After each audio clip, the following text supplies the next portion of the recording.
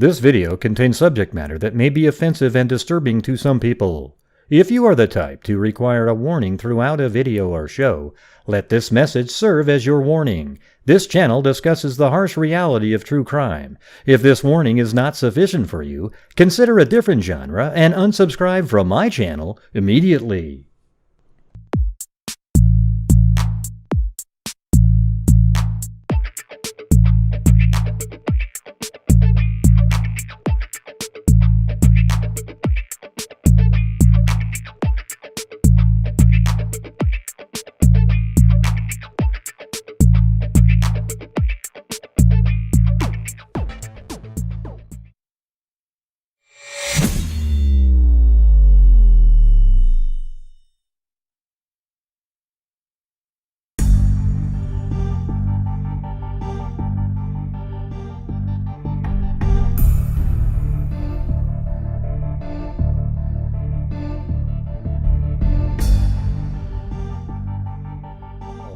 What the hell's going on, everybody? Yeah. Seems like there's a lot of people talking about the Delphi case again right now, so you always got to put a show out to keep the people that are somewhat rational from falling off a cliff, okay?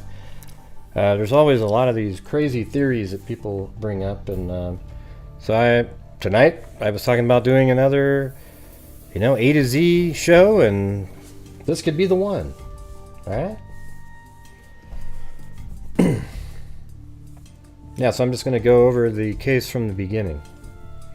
Got Blue and Chloe there. You can see our goal for the show. Every night's the same.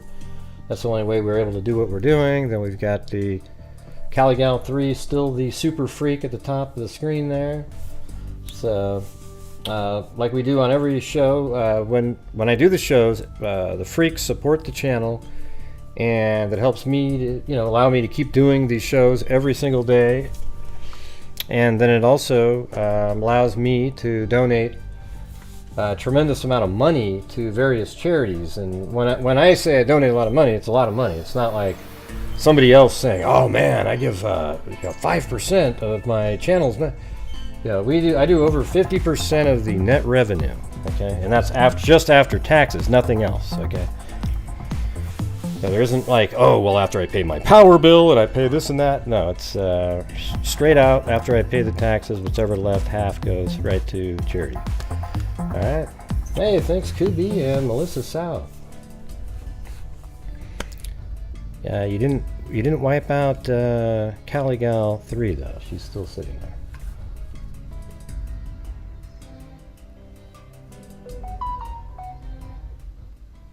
Just a second.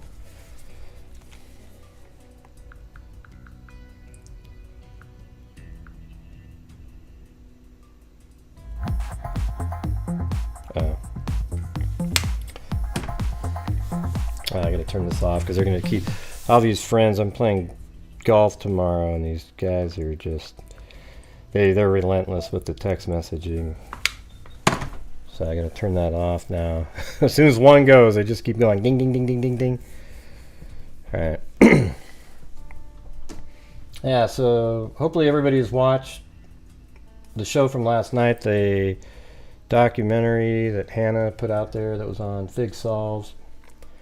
And she seems like a really nice person, that lady, and pretty good at what she does. So hey, thank you, Kathy Chapin. Chewbacca? But I think she some of her theories aren't accurate though. Like I think she was saying she can't see how the girls cross the stream, and then all these people are like, yeah, I've never thought they crossed the stream. All right, so here we go, everybody. Can anybody think of a logical way that the girls couldn't have crossed the stream? So what are you saying, that he walked them back across the bridge at gunpoint? Where at any moment somebody could have came? I don't think so. That doesn't make sense. Anyways, so I'm just going to start over here again, and there's probably a lot of people out there that aren't really as aware of this case, and I'm just going to do it. And also we've been doing the Jodi Arias trial. Today was it's just so crazy listening to it again. It's basically, if you go to like the 20-minute mark, it's basically a let's see, phone sex conversation that goes on for like 40 minutes. I mean, it's just ridiculous, and it's not even good. It's not even like, oh, it's just the stupidest thing you've ever seen. I remember it from before, but it's just weird listening to it again. And it was actually kind of funny because we have that super freak thing there, and like all of a sudden you got a picture of somebody called Super Freak while you're listening to phone sex. It was actually sort of funny, but I mean, it was just absolutely ludicrous. So anyways, tomorrow I'm going to be doing, while I'm out, I'm already editing it together. There's like 6 hours of day 18 and 19, so you guys can watch that. Should be good. It works like this. So right now, Kathy Chapin's she has 2,500 hit points. Every dollar donated is 150 points that comes off of Kathy Chapin. And then as soon as she gets to 0, the person who made her go to 0 or less, they become the new Super Freak. And they stay there, but they can actually put more in to keep themselves up there. So, sort of interesting like that. Pretty simple to understand, really.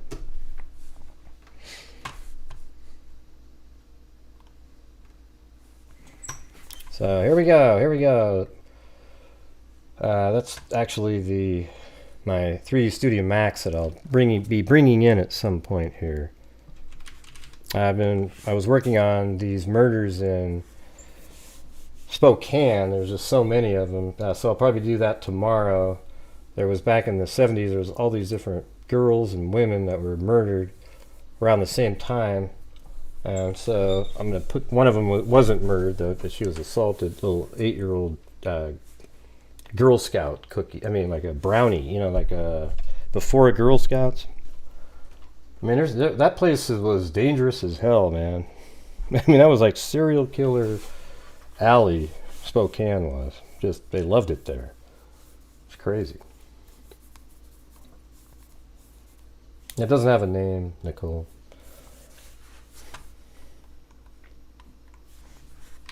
All right, and let's see. Got to get to. There it is.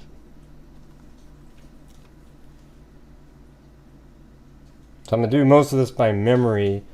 We'll listen to the 2019 press conference because now it makes more sense. I actually think that Hannah, I forgot her last name, but the woman in the documentary, that she is likely sort of a catalyst for why they released that, because it was right around the time she was there, and then she got on their case for not allowing more out there, and then boom, right after that, there you go. They put out the video and more information.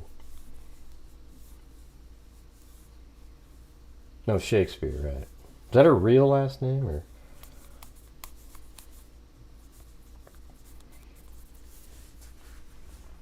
Hey, thanks Phony Pin, and also Julia C, and Melissa South, and Kathy Chapin, Eugenie, Melissa South, and Kubi up there.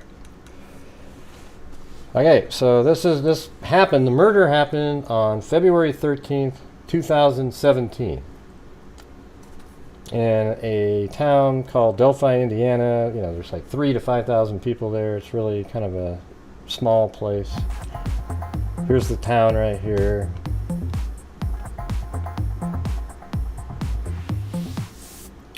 And let's see, the Mike and Becky Patty, they live right here. They had custody of Libby and Abby because Derek and and Carrie, they lost custody because they were doing drugs and being irresponsible. I mean, you can't really call it anything else, right? So then Mike and Becky got custody, and Derek stayed around, and was a daily part of their lives, and Carrie moved away and had kids with somebody else, and still would text Libby and so forth. But Kelsey was old enough to remember what was going on around there, and if you go read her writings, you'll see exactly why the situation is the way it is. Okay, it's not confusing, it's not weird or anything. It just is the way it is. All right, so you got to go with them, not what you feel. So if you're out there going, "Oh God, they should have," well, look, you don't have a clue about anything. Okay, you weren't there, and you don't know what's going on. Okay, I've read the comments, and I've talked to them, and you hear it and you go, "Wow." Okay, so that's it. Okay, so whether you believe that she had the right to get to know all this information, that's irrelevant. Okay, it doesn't matter what you think. Okay, it's what they thought and think. All right, so this is February 13th, 2017. The Abby and Libby they've been sort of hanging out the whole weekend, doing sleepovers and so forth, and then they were over at Mike and Becky's house, because that's where Libby lives with Kelsey. So it's Kelsey and Libby are the daughters of Carrie and Derek, and they live there. I think Derek lived there too. So, they were just hanging out around the house, and at some point during the day, they were just doing work around the house for Becky. And it's weird because Derek was going to take off, and the girls didn't say anything. They didn't go, hey, can you give us a ride? They didn't say a damn thing, and he would have, because he does anything that they want. Like if Libby needs a ride, boom, he'll be right there. He took off, and then not long after that, I would say, probably within a half hour, or even less than that, Kelsey's going to be taking off to go visit her boyfriend. And boom, they were like, hey, can you give us a ride to the bridge on the way there? And they were required to have a ride back home. And she didn't get a ride back home right then, but knew that if she called her dad, Libby, that, Libby could call her dad and that he would just do it. So on the way there, she called, and yeah, of course, he said, I'll pick you up on the way back. And it was going to be an hour and a half to 2 hours. Hey, thanks, Incognito Society. And ain't that the truth? What you just typed in there. I mean, this is turning into an absolute, pardon the phrase, shit show at this point with these people out there. Thank you. Huh? No, that's. I don't agree with that part, Betty Smith. Keeping truth and facts straight in the Delphi case, and we appreciate you so much. Because they wouldn't have to explain that. He could have, because she didn't tell Kelsey that, right? She didn't say, "Hey, Kelsey, I'm meeting somebody here." She could have just told her dad, "Yeah, we're just gonna go to the park and take pictures," and that's it. So it's the same story that was told to both, because nobody knew that they were going there to meet somebody. Okay, so that part doesn't make any difference to me. And what Incognito said is, utmost respect for you and to you, Gray, limited amounts of people keeping truth, facts straight in the Delphi case, and we appreciate you so much. Well, thank you. I appreciate you too. So they got a ride to the bridge. Now we know it's a little bit later. Okay, I thought it was 1:37 that they were dropped off, but it's 1:48-ish, probably. So from the house here, I have another image that has the route. They kind of come down. They go like this, down, and then they go over the Wilson Bridge over here. I can't remember. Actually, I think it was more like they went this way and then down, if I can remember correctly. Let me see if I have that. One day I deleted every single one of the pins that I used to have. I have it on another computer. But it doesn't really matter what the route was. They were dropped off right here at about 1:30 I'd say 48 because Kelsey's car drives by here at 149, right by this building. Okay, it's I think it's some kind of a, what was it, a food place, storage? Shit, I can't remember. It doesn't really matter. It's a business with a camera on it, and Cairo actually filmed the building, and it has a camera on it. We knew that it had a camera 3 or 4 years ago. And it turns out that camera was massive, and it seemed like that was going to be the one that was be really massive. We even speculated that that camera may have filmed the guy on the bike and all these different things. Turns out it filmed just about everything. But back at the very beginning, all we knew was that Kelsey that dropped off Libby and Abby in this area at 137. It turns out now it was 148. Then she would have drove this way and went off to her boyfriend's house, and then Libby and Abby got out of the car and they started walking down, and all we know is that at 2:07, this is all we knew then, at 2:07, that they took a photograph of Abby on the bridge. And here, let me open up this image here really quick. I don't have the secondary one. Well, I could get it really fast, but just a second. Let me get my background music. I always have to have that little bit playing.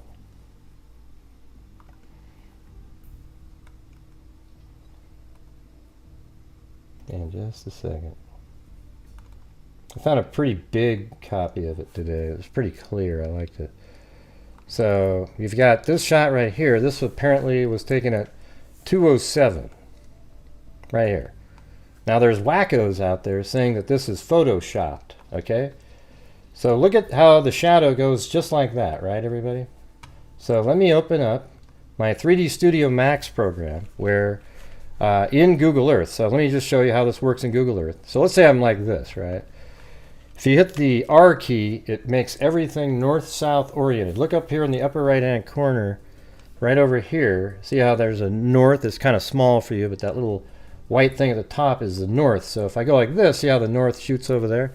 If you hit the R key, it makes it north-south oriented. So what I did was I then exported an image, making sure that it was north-south oriented.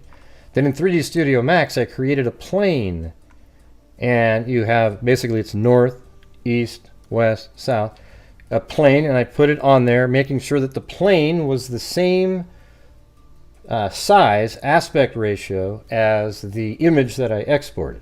Okay, so I made sure of that, put the image on here, then I built sort of a bridge, and I made this huge. I mean, I made this, this is a massive image on here, and I put this bridge on there, and then I put a daylight system into the program. That's what's really kind of a great thing about 3D Studio Max. You can't really see it because it's small over here, but it says February 13th, 2017 with a -5 time zone, okay, which is Greenwich time. So it's -5 right there, and then it's at 2:07 in the afternoon. So there's a character I have in here. It's not a girl, or it's not a. Oh man, I wish I could remember what that was. It was such a cool thing where it's really hard to rotate around sometimes. But right here, there's a character. I think it's upside down now. Yeah, there's a button you can hit that recenters the sort of the rotation, and I can't figure out what that one was. But anyways, here's a character on the bridge right here, about right where it was. There's platform 3, and she's standing about right there. Now let's see where the cameras are. Let me move this camera to here. What is that looking at? That's not right. Let's see. There, I think that one would be good if I just turned it around like this and then move it over here, because this is platform. She was standing about right here, or Libby was, on platform 3 when she filmed. Yeah, I mean, that's pretty good, right? I mean, that's a pretty decent, if you look at that, it's pretty decent. I'm not going to spend all day trying to get it exactly the same. But what I will do is move the person here. It's just a male character. Oh, can't do that. Let me go up here again.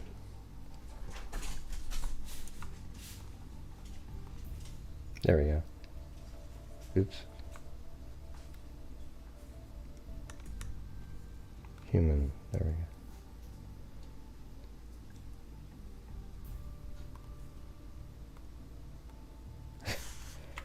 Yeah, something's really wacky on here. But we'll just leave it there. I'm not gonna. Ooh, look at his. Look what I just did to his head. Here, I'll fix it. There we go. So right here, I'm just gonna try to render it. So let's see what I got for my scan line. That should work.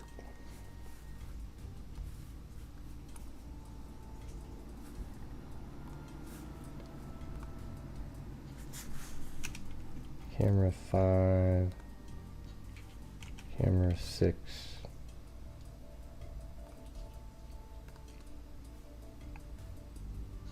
Single.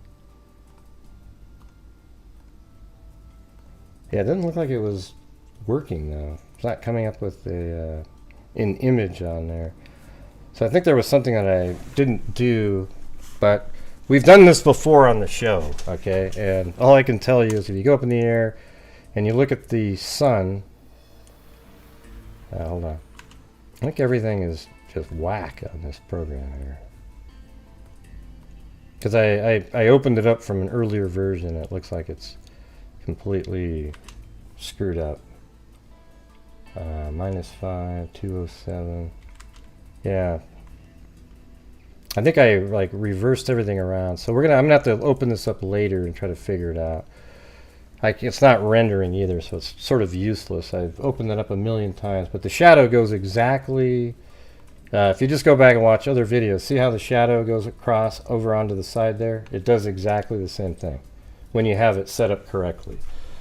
Something I'd have to start over again on that one to make sure that it worked. But the shadow, it is exactly the way they have it here. There's people out there that think that she's photoshopped on there to trick somebody somehow. And how that's possible, there isn't a soul in the world that would actually know. It isn't possible. Because the image was a snapshot that was put on the internet right away. So that means you had to have faked it beforehand. I mean, these people are absolute lunatics. I don't know where they come from. It's bizarre. Bizarro world is what it is. But that is the image that Libby took of Abby on the bridge. Okay, so then the next image is. I'll get that thing fixed at some point. I don't know what the hell was going on there. So let's see. Not today though. I'll show you on a different show. And then the image that was taken just before the 207 image is. Let me get that one out of here. Not that one. I have so many images that we went out. I had friends that went out there. There it is. That tried to mimic it exactly. So this image right here was taken at probably something like 2:04 or something. You know, I mean, who the hell knows? But see that platform in the distance right there? Right there? That's the one that Libby's standing on when she's filming Abby, who's standing about right where my mouse is. See, I'm moving it around right there. That's where she was. So that must have just been, moments later, not, 20 minutes or something. And we know that for certain because they actually got to the other end of the bridge at 2:13, which is ironic because 2:13 is the date that they're on. Oh my God, Gray, you figured it out. We just got to get the EVP and spirit box going at this point. Yeah, so at 2:13 on the other end of the bridge, that's the time frame of the video of the killer coming at them. And that is this video right here. These are all things that we knew about way back. We didn't have the video at the beginning, but we got this in 2019. So that's it right there.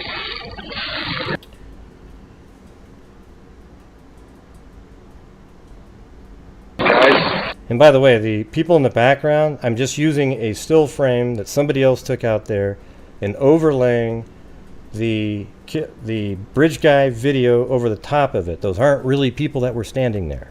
But it does give you a perspective of how small they might have been in the background or how large they are, because I think that's actually near the start of the bridge over there.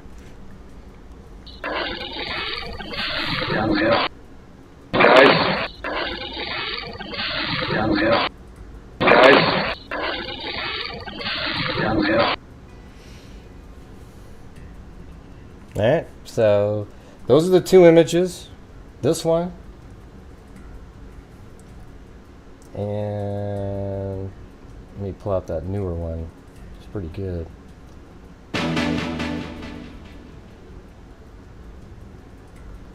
And this one at 207. Run with genetics. Love your freaks. And I think somewhere back in the woods over here is the killer watching them. I think I've always thought that they were back. He was back there watching, and then they started to walk across the bridge, taking pictures and so forth. This is the last picture that we have. I think law enforcement. Hey, thanks, Holly G. I think that law enforcement likely has multiple photographs that Libby took that day using her phone. We just have the two that were sent on Snapchat to other people. There might be many pictures that were taken that didn't go to Snapchat. They were just pictures like, oh, I like this, oh, I like this, goofing around. I mean, I actually have a feeling there's a bunch of them. And I'm sure they've checked them all to see if they could see any other person in the video. And if they had a clear shot of a person in the videos or photos that were taken out there, other than the ones that we've seen, then they would have used those and shared them with people. They would have showed us a clearer picture. But what they showed us was the clearest picture because Libby was standing at, and when you watch this video right here, let's go back to the Delphi video, this one. So this video right here was taken while Libby is standing, and it should be, I know where it's supposed to be. See the side rail right there? You need to move to the left about another 1.5 feet, and then the camera slightly lower, and you'd have the right angle. Libby was standing off of the end of the bridge. See where his leg is right here, this little white thing? It's kind of small, but you can see it when it's moving. See right there, that little white nodule looking thing? That little thing there you cannot see unless you're low and off the end of the bridge. If you're on platform 6, you're already right at that item. So this is platform 6 right here, and that's a damaged piece of side rail that's like 8 feet, not even 8 feet, like 4 or 5 feet after platform 6 going in that direction. So that's way behind him at that point, because he is actually standing about 6 or 7 feet this way past this platform 6, which puts him about 60 feet away from the end of the bridge. Okay, so this guy right here is the killer. Is everybody following along pretty well here? We're all good? Let me move this over here. There we go. And originally they released the audio that says down the hill, and there was just still frames. And then in 2019 they released guys down the hill. Now if you watch this channel, we were already aware that he said something like hey, and that's the guys thing, like guys, and then and then right after that, like moments later, he says down the hill after he pulls out a gun. Law enforcement had told the people that watched the video, which was Anna, Mike, and Becky, and they had them watch the video because there were words that they couldn't really make out, and they thought maybe the family could help determine what those words were. No, it's ginger snaps. Ginger snaps. Mark. Yeah, so they wanted to be able to figure out what they said, and there was, other things like they told them they heard a click of a gun. They know that they feel like the person has a gun, and they might have also had a little bit of, since they found that shell casing, they must, well, we find out later they found a shell casing between the bodies, so maybe they've had that the whole time, so that may have sort of made them think more towards the gun theory, which makes total sense to me. That's the only way you could control people that easily. What do people think was his motivation? Is he a pedo? Did he kill them alone? Is Kegan a lookout? Consensus? Yeah, I mean, we've gone over it a lot, but I mean, I think Kegan Kline has something to do with it. I don't know if there was a lookout or anything like that. I think he just let him know that they're going to be there. Okay? Yeah, I'm just going over, we're sort of jumping ahead here.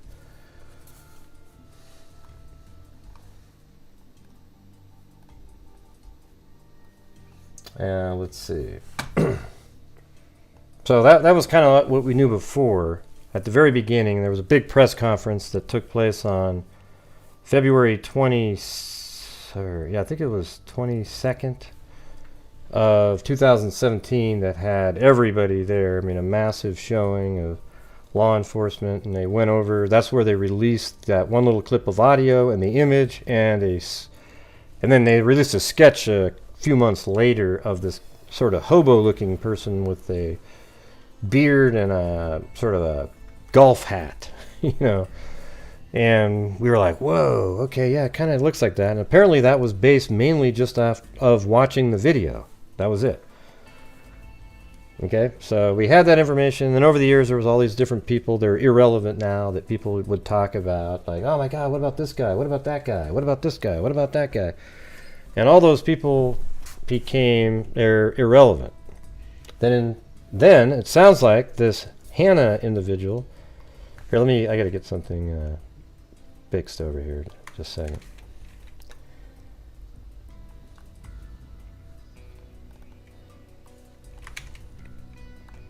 There we go. Great, it's dark screen, it's dark. Yeah, I just said I was gonna do something. Now, Hannah Shakespeare, I guess is her name. Yeah, she was there in 2019 in Delphi interviewing. I mean, it's pretty amazing. She was able to get an interview with Holman and even Tobe Lesenby. Apparently that was like a half hour long, but we just saw a little portion of it. The one with Holman was pretty good because he admitted that there were things on the phone that they wouldn't want the family to have to listen to over and over again. And so that is interesting because and hey, which way should we go? I don't think those are really things that would really affect the family for decades, right? To me, it seems like it would be something worse than that. And so that was an interesting thing in that documentary to hear, for sure. Right, and then 2019, there was a press conference, and she might have been the catalyst for that. And here that is. Second.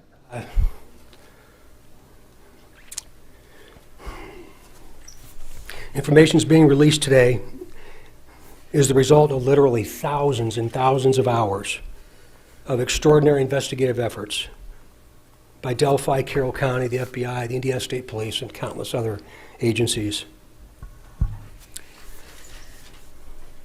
This community surrounded us some 26 months ago, and you did everything you could to support us, but most importantly, you surrounded the family of these two little girls. Gosh, I'll never forget it.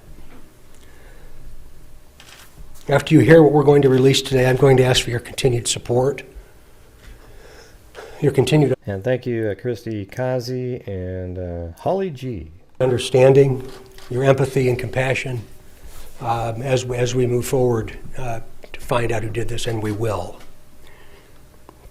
We're seeking the public's help to identify the driver of a vehicle that was parked at the old CPS DCS welfare building in the city of Delphi that was abandoned on the east side of County Road 300 North next to the Hoosier Heartland Highway between the hours of noon to 5 on February 14th, That's 2017. Right here. If you were parked there or know who was parked there, please contact the officers at the command post at the Delphi City building. We are releasing additional portions of the audio recording from that day. Please keep in mind, the person talking is one person and is the person on the bridge with the girls. This is not two different people speaking. Please listen to. So it's interesting when you listen to this. That means they were aware of a vehicle that was parked at the abandoned CPS building because of witnesses. So they've known what people described the vehicle to look like and so forth. And I mean, to me, when I'm getting chills because now things are making even more sense than they always do. It's just weird. So they were already aware this whole time that there was a car parked at the abandoned CPS building between 12 and 5 o'clock, they said. All right, but they were very aware of a lot of different investigative elements where they really could have stopped at it earlier where the car was parked there. Although, I guess, I mean, you might as well extend it to 5 o'clock because who knows. Thanks, great Karn, for you. And then we get a new sketch here that looks absolutely nothing like the first one. Do it very, very carefully. Hey, let me get to it, Zozo. We're also releasing I'm going through the video whole story again. recovered from Libby's phone. Don't worry, we'll all get to it. Then you can all be blasting it away. This video has never before been previously released. But I agree with you. The video shows Stupid. a suspect walking on the bridge. When you see the video, watch the person's mannerisms as they walk. Watch the mannerisms as he walks. I think it's pretty easy to sort of put Lone Wolf very low on the list, even though it's possible. Do you recognize the mannerisms as being someone that you might know? Remember, he is walking on the former railroad bridge. Because of the deteriorated condition of the bridge, the suspect is not walking naturally due to the spacing between the tiles.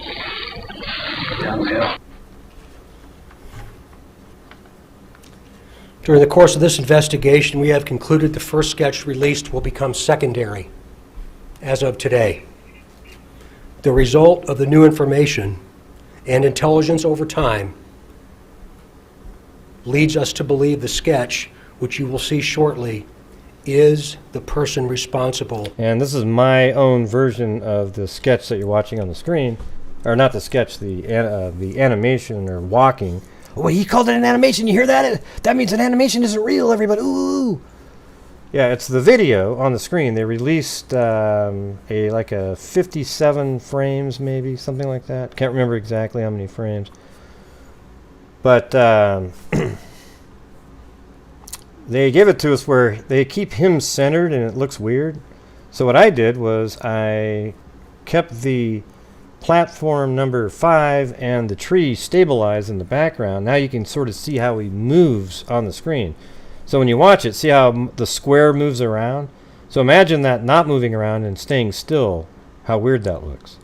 So now you can see how he moves even. And then I made a last version. I would keep his foot planted and kept still in various locations.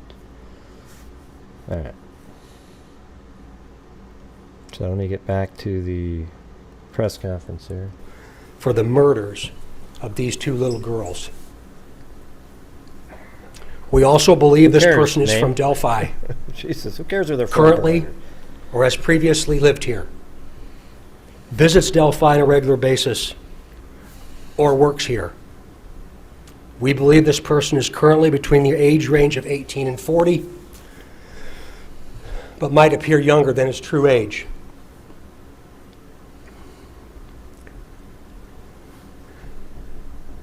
Directly. So they could be 40, but he looks younger. I mean, I can see with these shaves and everything. I mean, there's a guy later on. We'll come up with that here, but let's just go through this. To the killer, who may be in this room. Yeah, it doesn't matter, Lisa. Okay. We so- believe you are hiding in plain sight. For more than 2 years, you never thought we would shift gears to a different investigative strategy, but we have. We likely have interviewed you or someone close to you. We know that this is about power to you. And you want to know what we know. And one day, you will.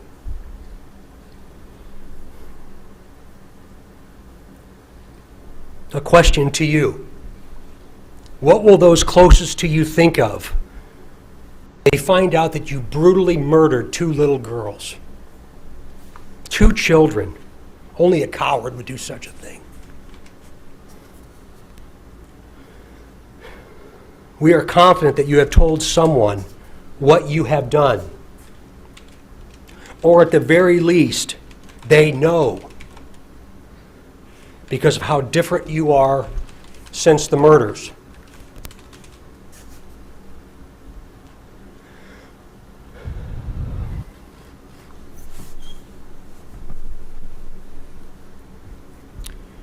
We try so hard to understand how a person could do something like this to two children.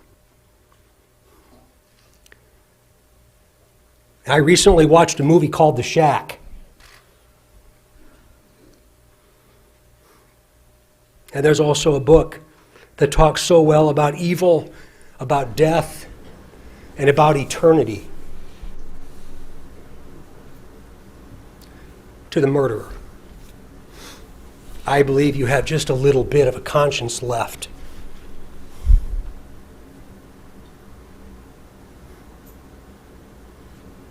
And I can assure you that how you left them in that woods is not what they're experiencing today.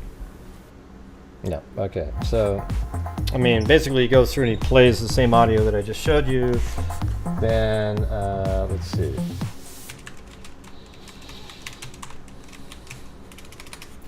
Just a second. Thank you very much. Up there to Melissa South. So here are the sketches that they released. So it's kind of, this one here you can see. So that one was the first one that was released. Then in 2019, what he's talking about, they changed it to this one right there, okay? So they switched it over to that one, which they look absolutely nothing alike, but you get these sleuthy people that go, ooh, no, they look similar, look how... No, they don't, okay? They look absolutely nothing alike. They couldn't look more different. You've got Tom Cruise and a hillbilly. What's wrong with being a hillbilly? Well, I'm just saying, I don't even know what you call this guy here.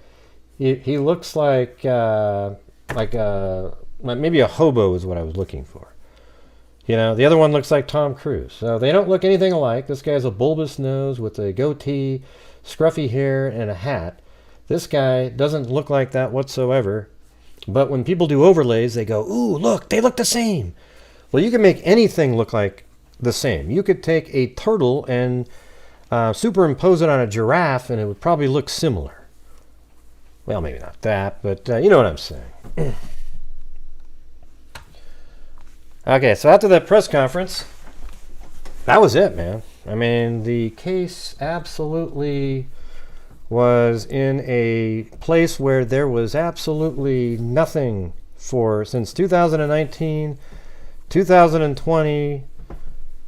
It just kept going on and on and on and on. Then, on December 6th, 2021, the Indiana State Police, this is what started the avalanche of new information and sort of like, here we go.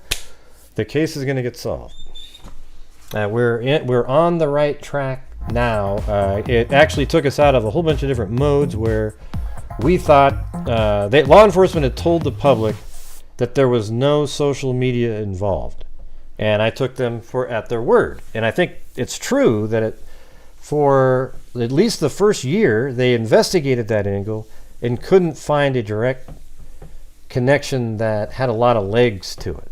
Okay, but then after that, and that's what they were telling everybody, but I think after that they were able to put pieces together and went back on that track, but didn't update the public on that information. All right, so here is that December 6, 2021, the moment that everything changed. Okay, it's right here. My name is Sergeant Jeremy Piers, the Public Information Officer with the Indiana State Police out of the Lafayette traveling Post. Teresa. While investigating the murders of Abigail Williams and Liberty German, detectives with the Carroll County Sheriff's Office and the Indiana State Police have uncovered an online profile named Anthony Schatz. This profile was being used from 2016 to 2017 on social media applications, including but not limited to Snapchat and Instagram. Tracy. The fictitious Anthony Schatz profile used images of a known male model and portrayed himself as being extremely wealthy and owning numerous sports cars. The creator of the fictitious profile used this information while communicating with juvenile females to solicit nude images, obtain their address, and attempt to meet with them. Pictured on your screen, you'll see images of the known male model and images of the fictitious profile sent to the underage females. We have already identified the male in these images that were used by Anthony Schatz.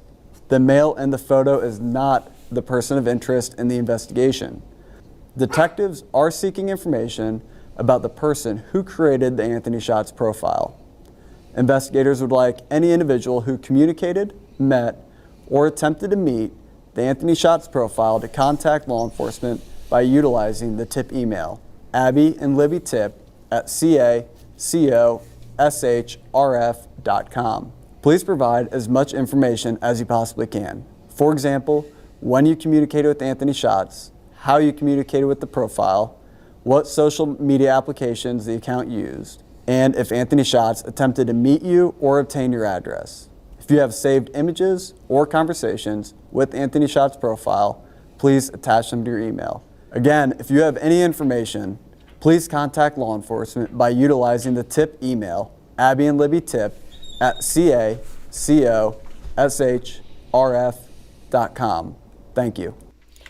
Okay, and so after this, Wish TV came out, and they were able to, I think they were kind of tipped off a little bit here.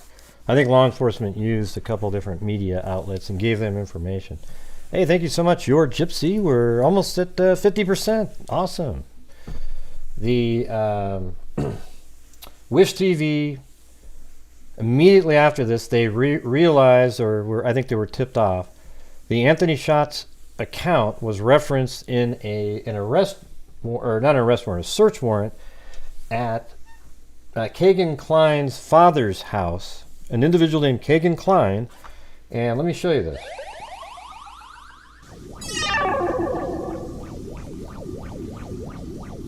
So when we're done here, everybody should just know what's going on here.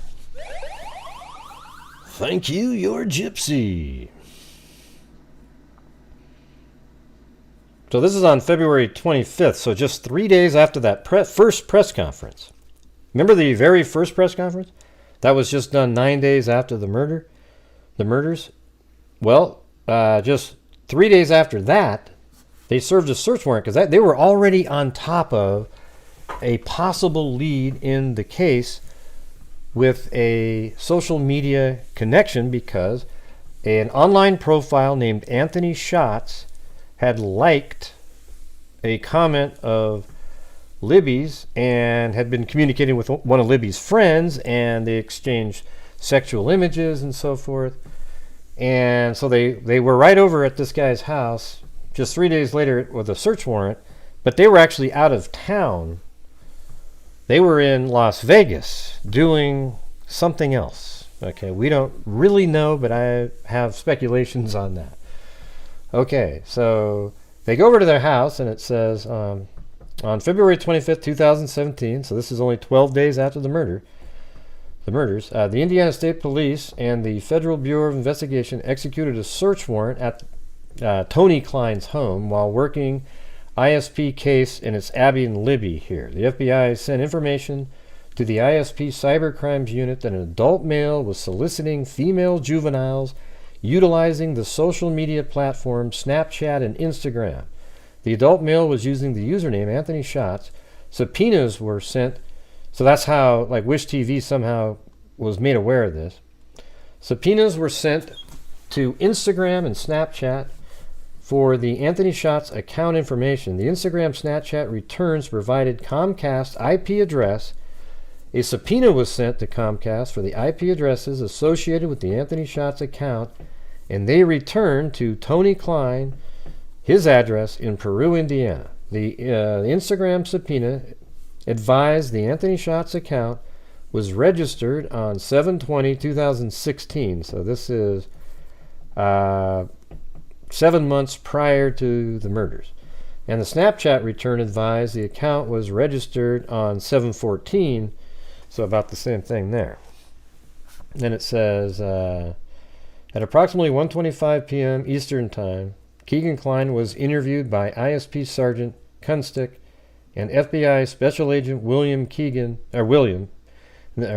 Mann, excuse me. And then it says, Kegan was read his rights and agreed to speak with the investigators.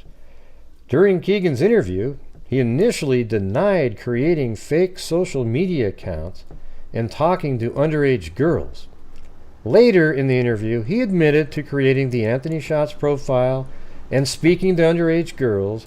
Kegan told investigators he created the accounts approximately 6 months ago.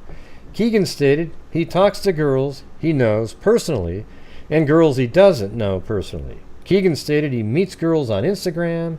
He said he knows the age of the girls he communicates with because he talks to them. Kegan stated if a girl told him she was 16 or under, he wouldn't care and would still talk to them. Kegan told investigators he finds girls on Instagram and then tells them to talk to him on Snapchat. Kegan admitted to speaking to approximately 15 girls that were underage and advised he probably received pictures from every one of them. He advised he saved their pictures to his gallery. During his interview, Kegan stated he was effed and he should have left. Kegan advised he had already packed another bag and he took the bag that he packed and taken it to Las Vegas. So Tony and Kegan had just returned from Las Vegas on February 25th, the same day that they're doing the warrant. He stated he was going to leave when his dad was asleep. Kegan told investigators the main phone he uses is his white iPhone 5C. So Kegan, his main phone that he uses, everybody, and again, this is only 12 days after the murder, so he was using it during that time too, is his white iPhone 5C. After Kegan's interview, he was polygraphed at the Peru State Police Post in by Sergeant Matthew Collins. Kegan and Sergeant Collins spoke about the incident and case, Abby and Libby. So he is being questioned about the Abby and Libby case. Kegan again admitted to creating the fake Anthony Shots profiles and speaking to underage girls. Kegan told Sergeant Collins the girls range from 15 to 17 years old, and he knew their ages because they told him. Kegan described sexual pictures as bare breasts, vaginas, butts, and girls in bras and panties. Kegan also advised he received approximately 20 videos of underage girls masturbating. Kegan stated he would masturbate to the pictures and videos they sent. He also communicated. I have an easier time saying those words now because of watching the Jodi Arias trial. No, it's true, though. I mean, it's just like you watch that trial, and you can say anything now. It doesn't even matter, right? You can just absolutely... It's just ridiculous. I mean, if you watch today, you could... It's hard to read I don't like reading this stuff, but it's definitely easier after listen to that shit.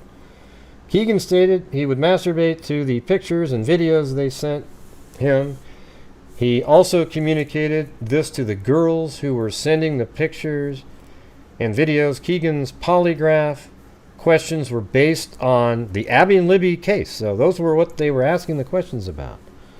Kegan's polygraph was concluded at approximately 7:30 p.m. and then he was transported back to his residence. All right, so then they go through this whole litany of devices. Apple iPhone 4. It was Kegan's phone. It had CSAM material on it. Just all kinds of child pornography on all of these different devices. It goes on and on and on. They blacked out everything. You can't really read it. All these phones had it. But guess what phone he didn't have for them? His iPhone 5C, the one that he uses all the time. Right? He didn't have that one. So when we get down to the bottom down here, let me read this one. See this Samsung Galaxy S5? This is iPhone named Kline Photography and was factory reset on February 23rd. That's crazy, you guys. So this was factory reset a day after that very first press conference, and it was for factory reset while they were in Las Vegas. And he claims it's called Kline Photography. Weird, right? But how did he already get the phone like it's already Kline Photography when that's the phone he says he found on a taxi cab, and then he merely factory reset it just so he could use for himself? And it's already Kline Photography? Bull crap. I actually think this camera, well, we'll get to that later, but I think it might have been used for something else at a different time. There were some chat messages recovered from the device from MeetMe, Facebook Messenger, and Snapchat, conversations that took place between February 23rd and February 25th. So it was factory reset, then he installed all these other apps back on it again, and he had these conversations. So what was on that phone? What did he factory reset off of that phone? That's what I want to know. And then we get down here. Let's see. I'm just going to go to the bottom. So this part here is absolutely incredible too. I mean, here's something that really bothers me a lot. Law enforcement has had this information, a lot of it. So this document, let's go up to the top here. It was created on, well, it looks up here, it says August 19th, 2020. So that's interesting. How much of this stuff is stuff that was developed after the initial 2017 time there? A lot of the narrative in there is what happened at that time, but the information on those phones must have came over a long period of time. You know, you'd have to, yeah, right there it is, Celebrate. I was going to say, you get it through these organizations, and they come back and say, ooh, look at this crap that was on here. What are you doing, Chloe? Chloe's like running around. How did you get up there? That was unbelievable. So let's go to the bottom down here. While looking over the digital forensic examination report, I noticed the user of the Apple iPhone 5C deleted multiple items. So this is the Apple iPhone 5C. That's his. So eventually they got the phone. So it says, but right here it says, deleted multiple items off the phone before returning it to law enforcement on February 25th, 2017. The search warrant was served on Kline's residence, and Kegan was interviewed and polygraphed. On February 27, 2017, Kegan called the Indiana State Police to turn in the Apple iPhone 5C, the one he didn't give them. Here, hold on a second. My wife's coming in and the dog. God, they're just crazy. So then on February 25th, 2017, at approximately 7:30 p.m., so the same day that they served the search warrant over there. Is this all making sense to you guys? Are you able to follow along, or is it just... It seems like it's pretty easy. On February 25th, 2017, the same day that the search warrant was served, at approximately 7:30 p.m., Kegan's polygraph was concluded, and he was transported back to his residence. The digital forensic examination report shows at approximately 9:19, so almost 2 hours later, the user of the iPhone 5C, the phone that he didn't give law enforcement when they were there, started to uninstall and delete apps from the phone. At approximately 9:19 p.m., the user uninstalled and deleted Snapchat. At approximately 10:14 p.m., the user uninstalled and deleted Instagram from the phone. On February 26, 2017, at approximately 1:12 p.m., the user uninstalled and deleted MeetMe from the phone. the user put Snapchat back on the device, and on February 27, 2017, approximately 1:28 p.m., the user again uninstalled and deleted it from the phone. Kegan admitted to using these applications to chat with underage girls. The evidence contained in these applications were destroyed when the user deleted them from the device before turning it into law enforcement.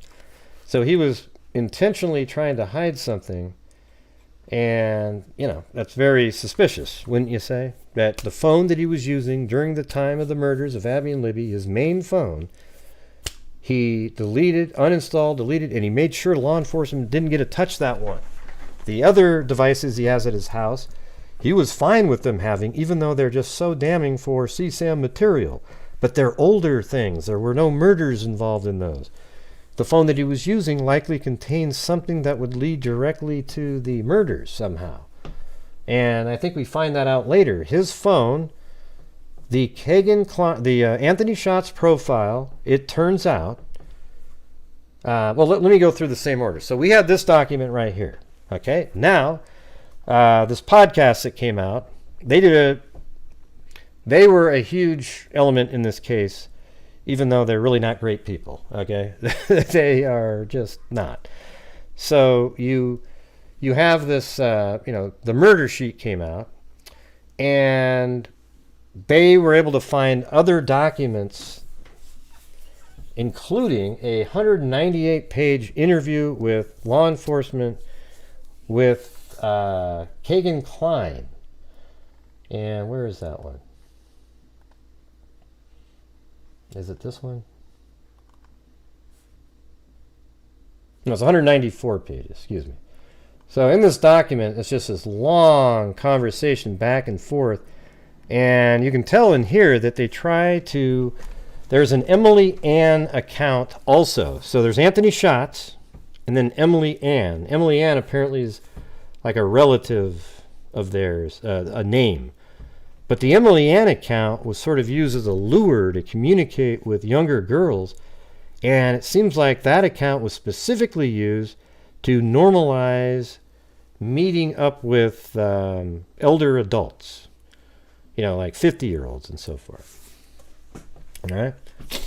But, hey, here's my public service announcement. If you guys would like to help support the channel, I have a goal every single night on here to try to reach that. Thank you, PK and Bit. I donate over 50% of the net revenue. We've given $147,000 to true crime-related charities and a DNA fund since January 2020.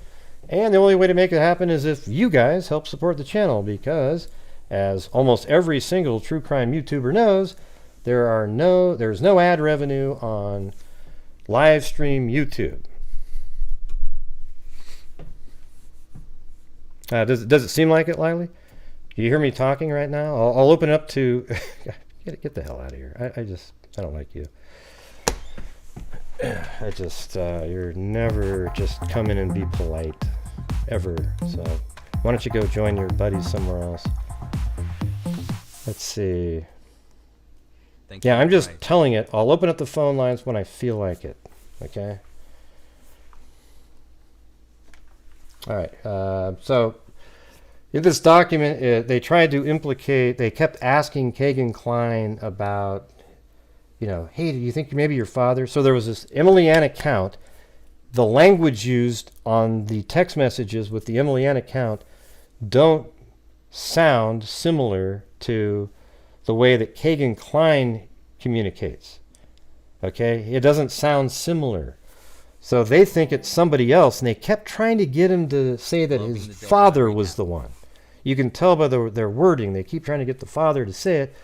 I mean, Kegan to mention his father, but he wouldn't do it. Okay, now in some of these murder sheet podcasts that they have, they've talked to old family members of Kegan Kline and the father, Tony, and it turns out like his children say that Tony Kline one time, one of his stepkids, he smashed the kid's head into a toilet, like broke his skull, and beat up his wife. And then the other sister he chased down with like a motorcycle. She jumped up, broke her leg.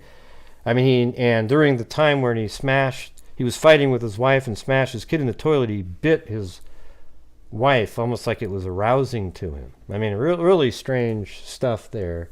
So that's what would make you think that he's capable of doing something like that. So that is, Kegan Kline. So if you don't know what Kegan Kline looks like, if you're new, this is him. This guy right here. Just an ogre, really. I mean, he's absolutely wacky looking. Let me see if I can find a bigger, right there, this guy. So that's Kegan Kline. He's the one that came up with the Anthony Shots profile right here, this guy. And so we had that information.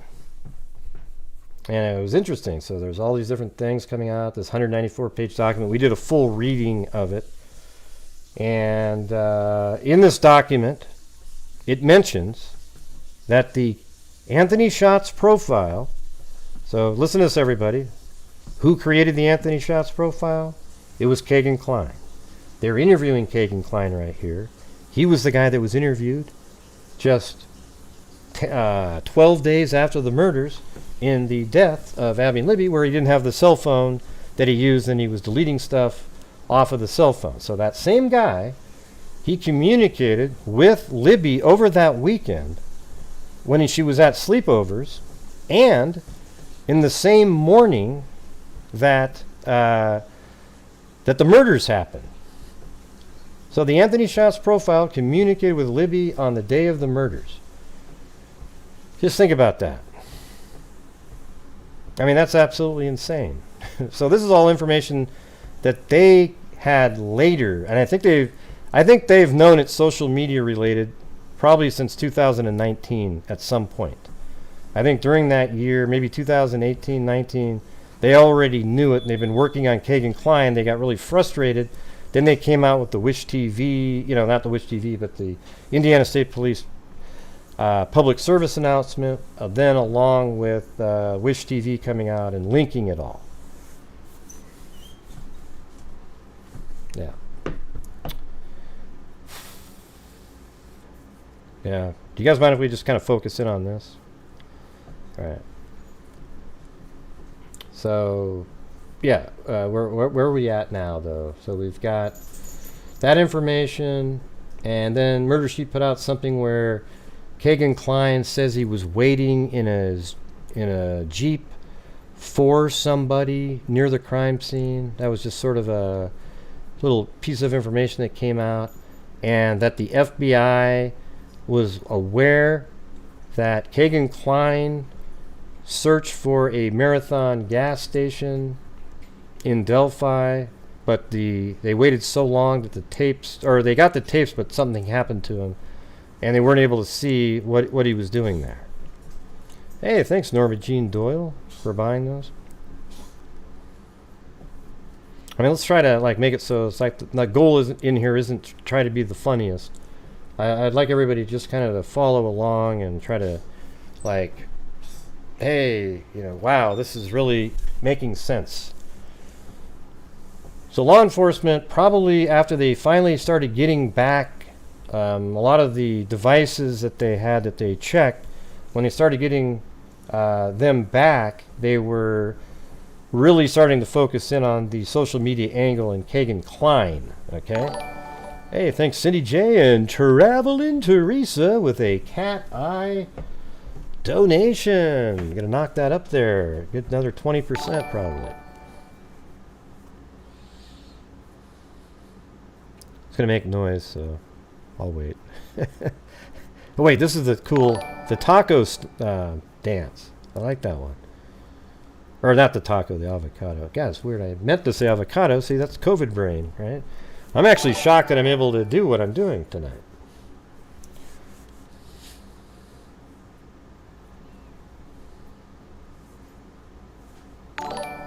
Let's see. Yeah, well, they did connect it to Kegan Kline back then. 2017 is... Well, hold on, I'll tell you in a second.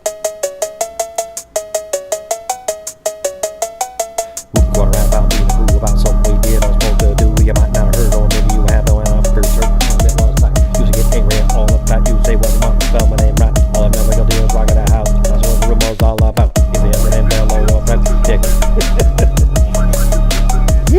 Too fast for me. Thanks, Cindy Liam. All right. Yeah, so 2017, they weren't able to make a direct link to Libby back then, other than a like. But I think like within a year or so after that, they started getting back all of the Celebrite information and subpoenas to various online companies, and it all led back to, like, they were probably startled to see it and believe that Kegan Kline has something to do with what happened to Abby and Libby.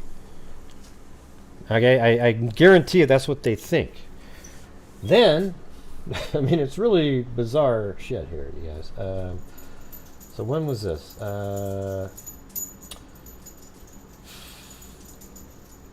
Then check it out. Then out of nowhere, we hear that Kegan Kline is taken out of his jail, and then he's, let's see, way over here, there's a base.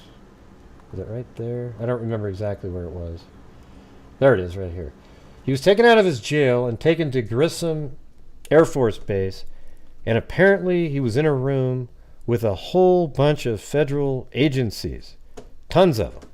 Like, you're talking about the, FBI, whatever, all of them discussing what Kegan Kline has knowledge of. And the thing is check it out. You know, the investigation into Kegan Kline and his cell phones and everything, he had a Dropbox account as well. The Dropbox account that Kegan Kline created, associated with his CSAM material, led to one of the largest child pornography rings in Indiana state history.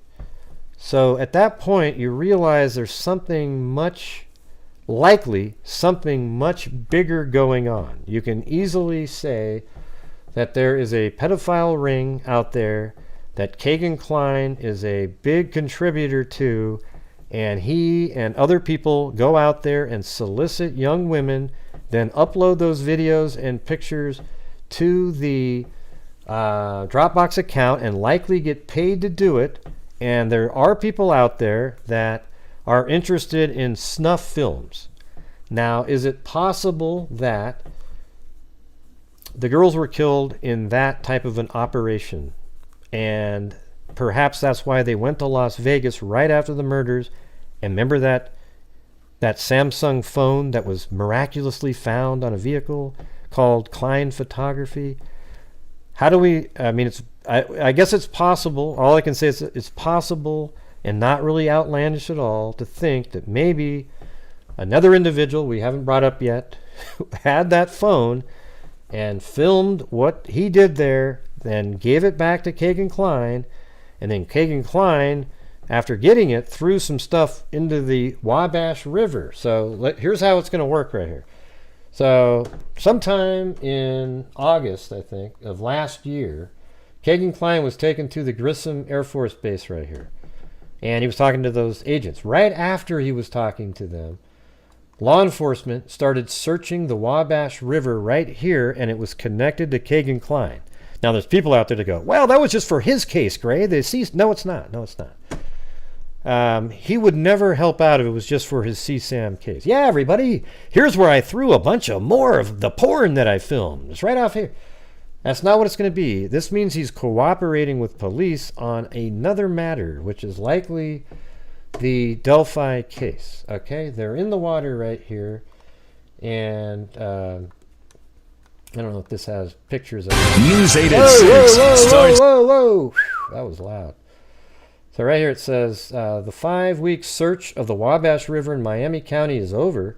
The big question still looms, is it connected to the murders of Abby and Libby in Delphi? This is Wish TV. The search began on August 19th. So that was in August. Let's see. Hey, thanks, Tyler Hackner. The search began August 19th, the same day a court allowed state police to take custody of Kline under a sealed order. I just told you that. So right after they took him into custody, out of jail, that means as soon as I heard that they took him out of the jail in their custody, I knew that they were taking him to show, they wanted him to show them something. So the same day that they took him into custody, they began searching the Wabash River. And right here, here's the two podcasters, Anya and Kevin. The murder sheet have been following developments. Yep. The search of the Wabash River in Peru started near the Nickel Plate Trail Bridge and extended west past the U.S. Bridge. So that's interesting. So let's see, when they say west, so that must be, oh yeah, so they're saying it started at this bridge right here. There it is, Nickel Plate Trail, and then it went past this bridge here. So Kegan likely said that he threw something off the bridge, and the only way he would know about it is if he's the one that did it. He's the one that could tell him where it was. And it's so interesting, you guys, because think about it like this. Kegan Kline was doing a search for the Marathon gas station in Delphi, Indiana, the day of the murders. Okay, so he was trying to find where that was the day of the murders, and then later he throws something off this bridge on the way back home. Okay, doesn't that make sense? I mean, it really, to me, it does. That's how I'm putting these pieces together here.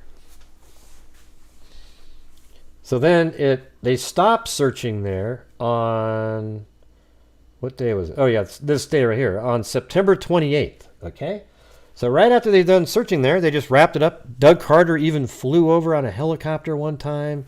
Obviously, that's a pretty big deal for him to do that. So that would have been around September 28th, and they started searching there on August 19th. All right, then, here we go. After that, we have, all right, do I have to hit a button? Oh, here we go. There we go. In this article right here, it talks about, well, I can't see it right here, but it was on October 13th, just 2 weeks after the Wabash River, they do a search warrant at an individual's house named Richard Allen. Okay, and guess what? Richard Allen lives in Delphi, and he's right here in this house. And you know where the Marathon gas station is, everybody? It's right there. So here's Richard Allen's house. There's a Marathon gas station. That's Richard Allen's house. There's a Marathon. I mean, it's literally, I don't even know. Let me just measure that. It's 0.6 miles, okay? So Kegan Kline was looking for this place right here, the Marathon gas station, on the day of the murders. Richard Allen lives right here. And then later in the month, I think on the 20, if I remember right, like 27th or 8th, he was arrested for the murders of Abby and Libby. I mean, it's unbelievable. Then finally, we were given a search warrant for Richard Allen, and let's see, where is this thing?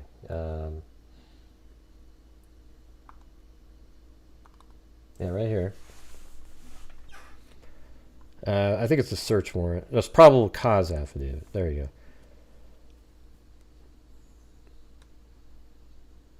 So I guess I think the main parts of this, because I can just show you on the screen the other information, but there is,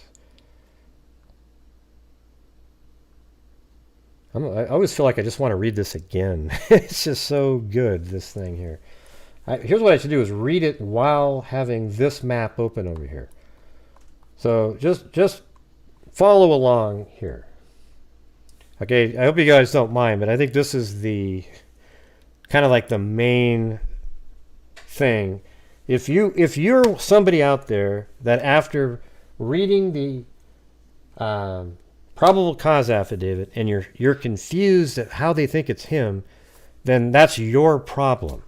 I would convict him of murder just off of the this search warrant. I mean, the probable cause affidavit. God, I can't remember the term. I would literally convict him of murder just off of that. Okay, because in here, well, when you hear what is in here, you'll get really angry because, like Zozo said earlier, somebody absolutely dropped the ball in this case. They freaking just were clueless, insanely ridiculous almost. And this case likely should have been solved and would have been solved in the first 2 weeks had a creative, what do you call them, conservation officer had just been more aware of what the hell was going on. And even then, somebody else should have picked up on something. Well, right, we've been saying that 1,000 times, Holly G. It wasn't something new. Okay, just letting you know. So we've been saying that since the beginning. I'm just saying it again. All right. Here we go. On February 14th, 2017, victim 1, which is Abby and Libby, were found deceased in the woods approximately 0.2 miles northeast of the Monon High Bridge. So let's do that. So here's where they're talking about. So this is the end of the bridge, and if I was going to measure across from here, and let's just go to there. Well, actually, I think what they're saying is the start of the bridge. That's right.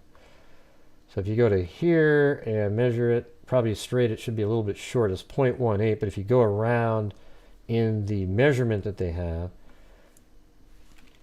when they say northeast, I wouldn't really say northeast. I would say almost purely east, but you go around the corner like this. And when you measure that, it comes out to, that says 0.19. They're saying 0.22, okay? See, Gray, they're off a little. Okay. It's just an estimate anyways. It says approximately 0.25 miles. Let's see. No, it was 0.2, so it was off by 0.1. See, 0.2 right there. Northeast of the Monon High Bridge in Carroll County. Their bodies were located on the north side of Deer Creek. And here's Deer Creek, and their bodies were located right here. They have a GPS coordinates of here, but that's not where the tape is. I've mapped it out, so I don't know what that means. It might be just a general location. No, I'm not interested, Todd. I'm just doing this. All right, man. Thanks.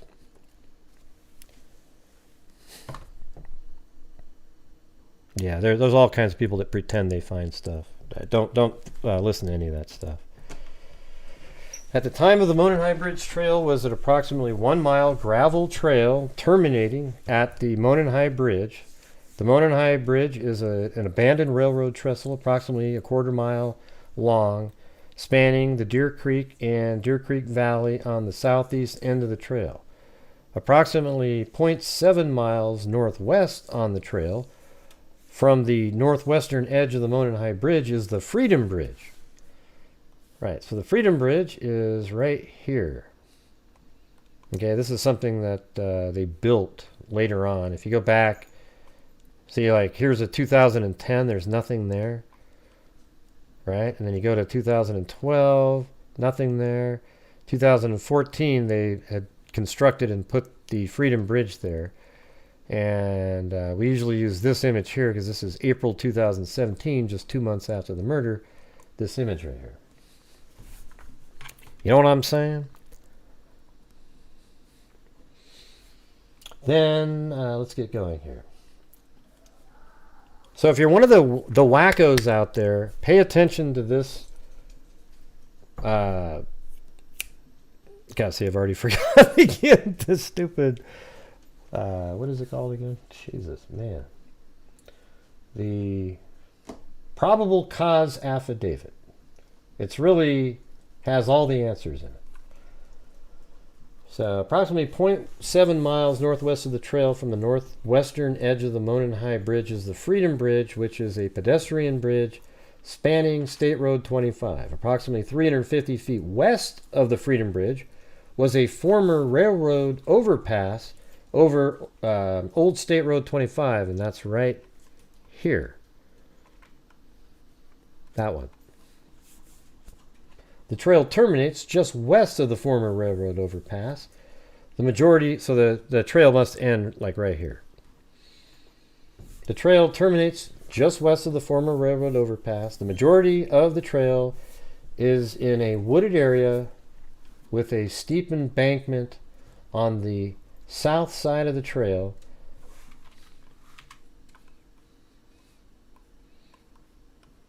Yeah, so there's a steep embankment down here going like that. Then this is really steep over here. But yeah, the south side of the trail does have a steep embankment. I mean, look at that. You can kind of see it just looking at that.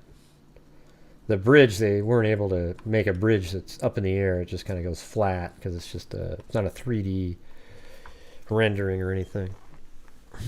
So how are we doing here? Is everybody like, okay, man, this is all these different elements are starting to come together. So you had the Kegan Kline, they searched in the Wabash River, then 2 weeks later, miraculously, they stumble upon Kegan Kline here. I mean, Richard Allen here, based on what Kegan Kline likely told them.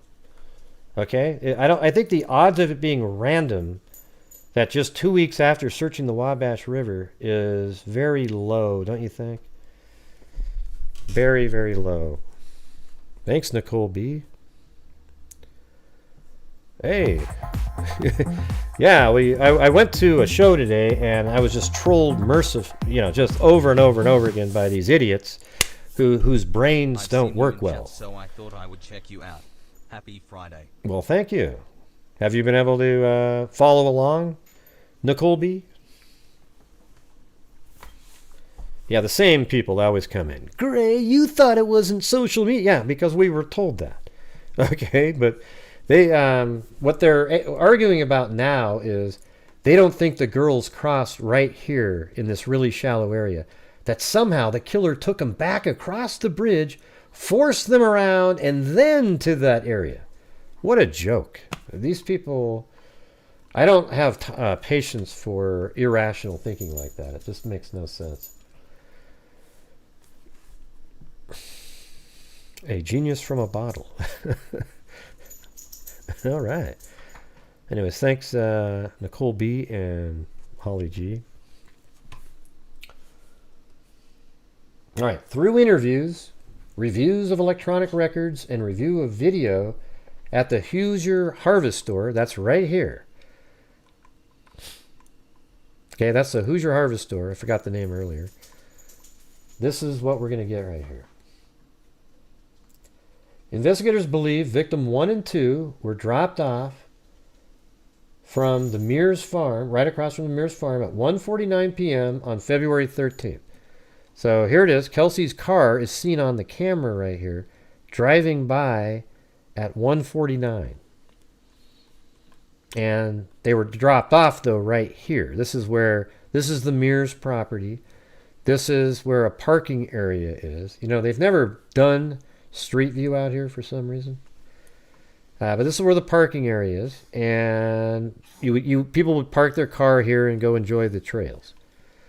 So after Kelsey dropped the girls off, as I was telling you earlier, how it all went down, and Derek, he left the house to take photographs for Becky's appraisal business down in I think it starts with a B.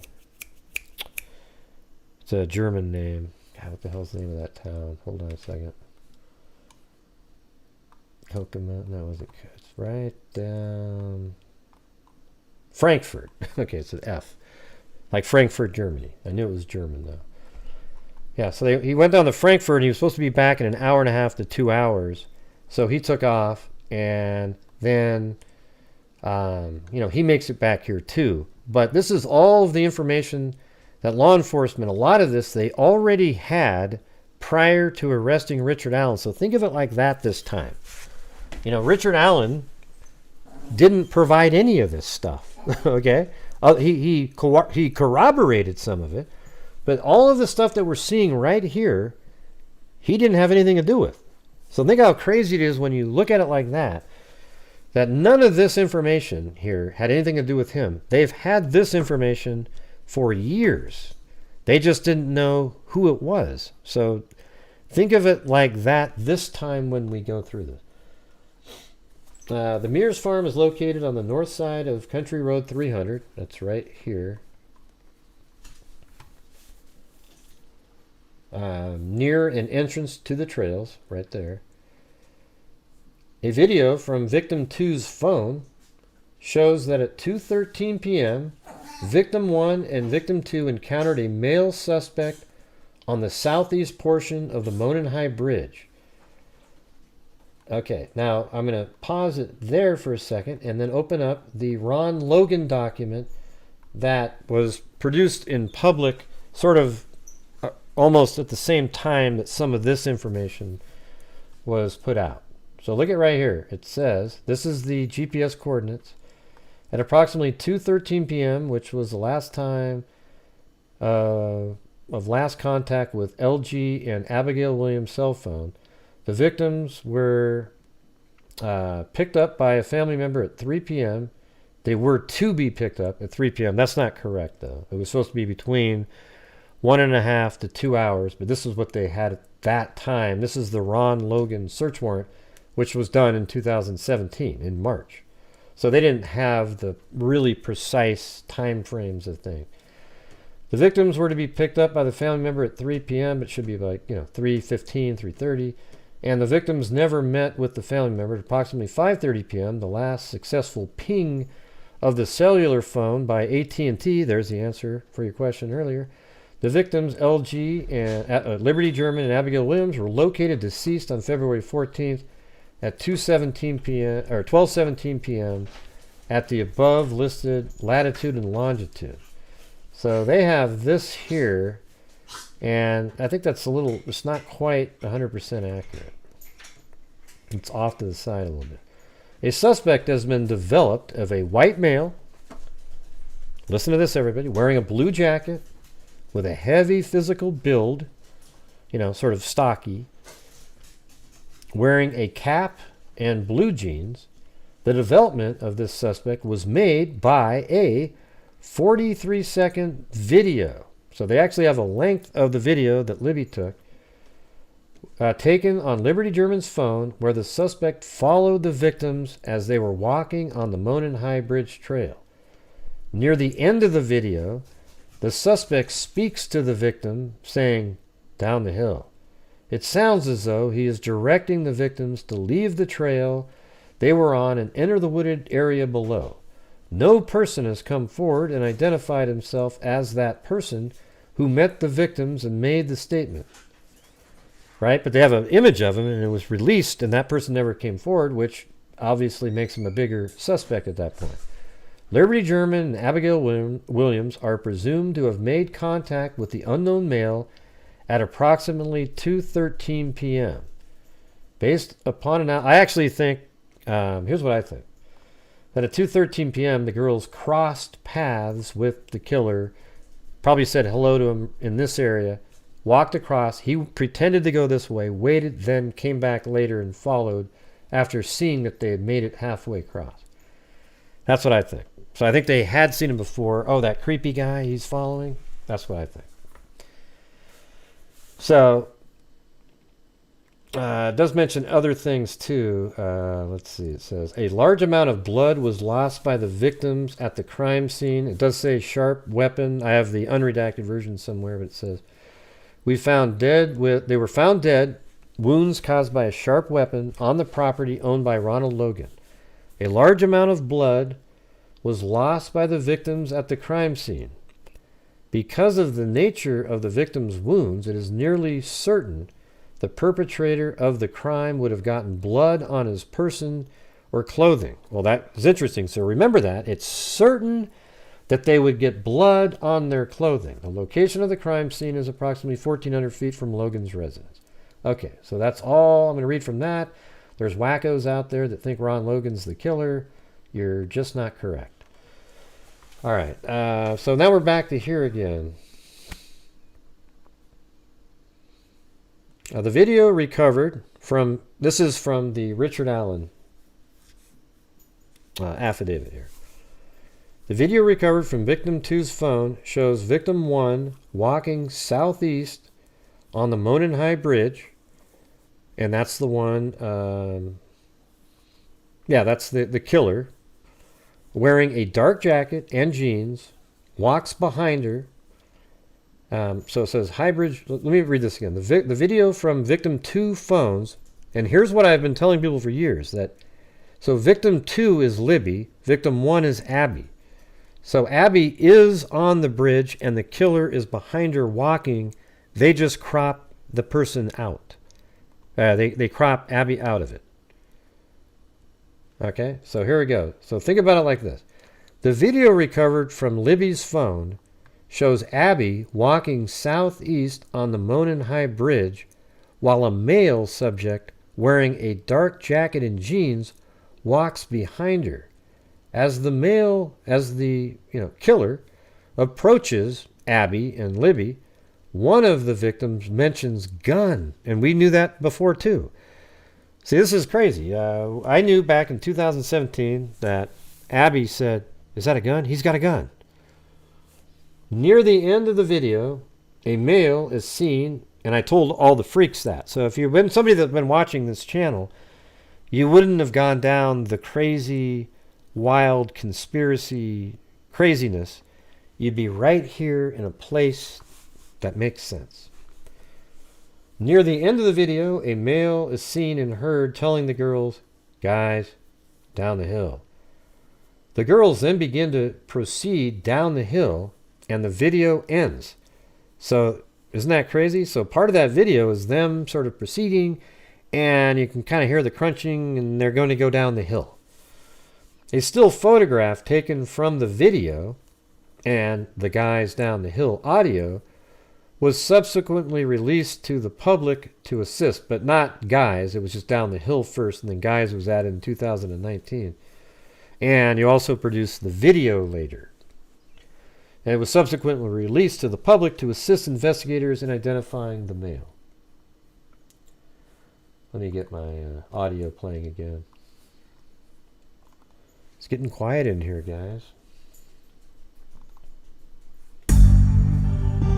Only, or almost at the goal. We're almost at the goal. That's pretty good.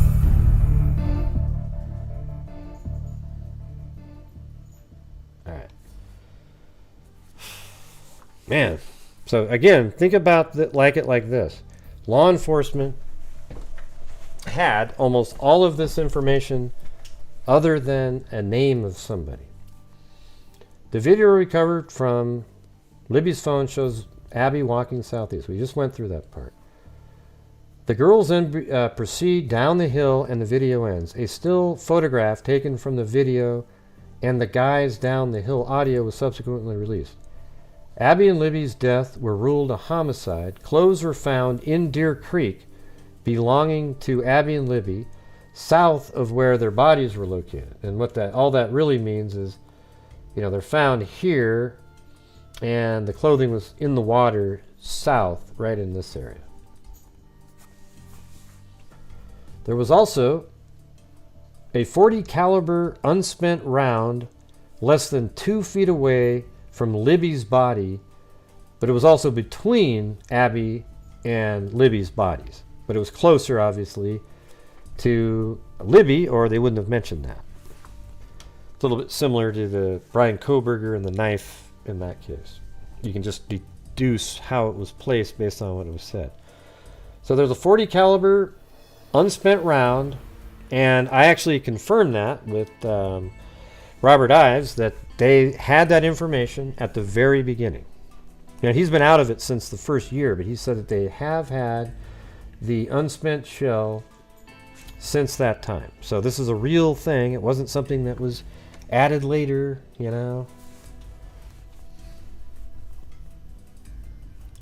Abby and Libby's death were ruled a homicide. Okay, so where were we? The round was unspent and had extraction marks on it. Interviews were conducted with 3 girls. They advised they were on the Monon High Bridge Trail on February 13th, 2017. Just a second.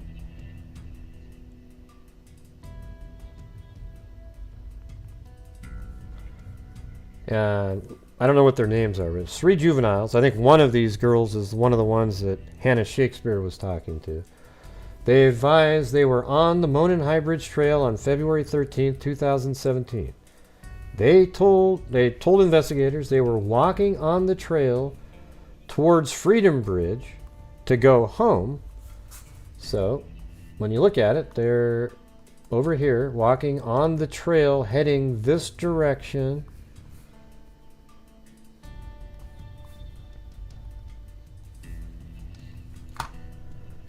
Monon High Bridge Trail on February 13th. They advised they were walking on the trail towards Freedom Bridge to go home when they encountered a male walking from Freedom Bridge towards the Monon High Bridge.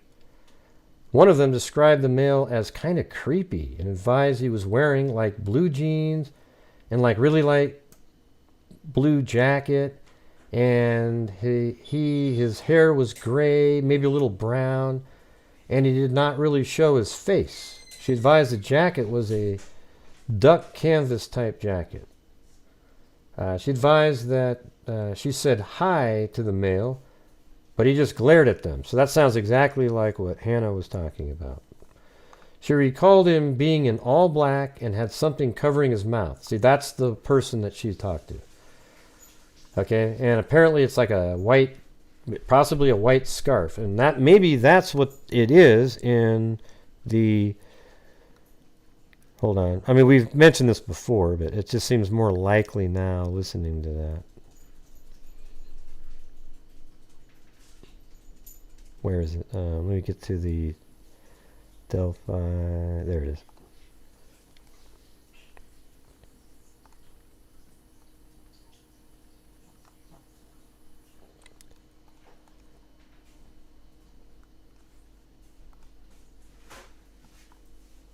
Yeah, see right under his chin, that little white segment there?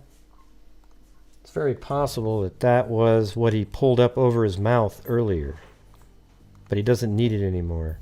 See that? This little thing that's sticking out? Very easily could just be like a white sort of scarf thing that he's going to pull up from time to time. As a matter of fact, I would bet money that that's exactly what that is based on what they're saying right here. I would absolutely think that that's what that is. So, there you go. Hey, thanks, Wendy Peppercorn. Kind of... Oh, there you are, everybody. I am still here. Yeah, remember that's a puppy, yeah. What a bunch of crazy people.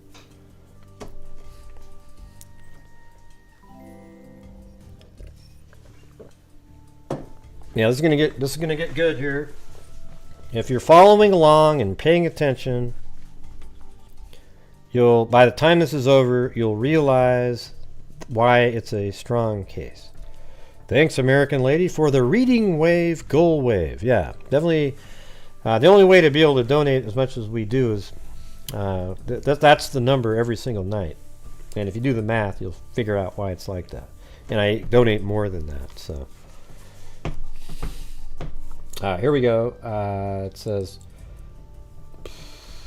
like really light blue jacket. Brown. He had little brown, and he did not really show his face. See, this witness is the one, so she said. And advised he said hi to the male, but he just glared at them. She recalled him being in all black, which isn't right, but, you know, your memory, thinking back, might think, oh, he's got a whole bunch of darker clothes, you know. When you look at the video, you know, he's got the blue jeans on, sort of the darker jacket, that kind of thing. She described him as not very tall, see, with a bigger build. That's exactly Richard Allen. She said he was not bigger than 5'10", and advised he was wearing a black hoodie, black jeans, and black boots, which that isn't really quite accurate, but that's just what her memory was. It's the same person, though, because the other girls with her saw the blue jeans and the blue jacket. She stated she probably focused more on his face. That's why her memory. The other girls saw the overall picture with the blue jeans and the jacket. She saw his face, so maybe her mind put in just darkness for the rest of it. So she advised he was wearing a black hoodie, black jeans, and black boots. She stated he had his hands in his pockets. I mean, hello. Showed investigator photographs she took on her phone. I don't remember the hands in the pocket part. Well, just looking at that, let's go back to the... And what is this guy doing? Well, his hands are in his pockets. Pretty crazy.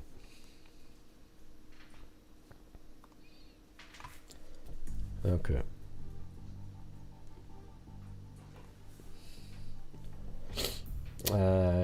It showed investigator. So one of them showed investigator photographs she took on her phone while she was on the trail that day.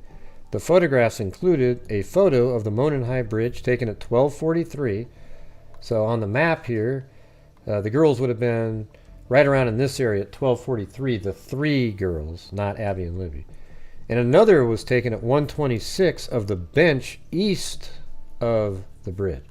So if you go east here, there's a bridge, and here's a parking area, and then the bridge is, further over to the left here, Freedom Bridge.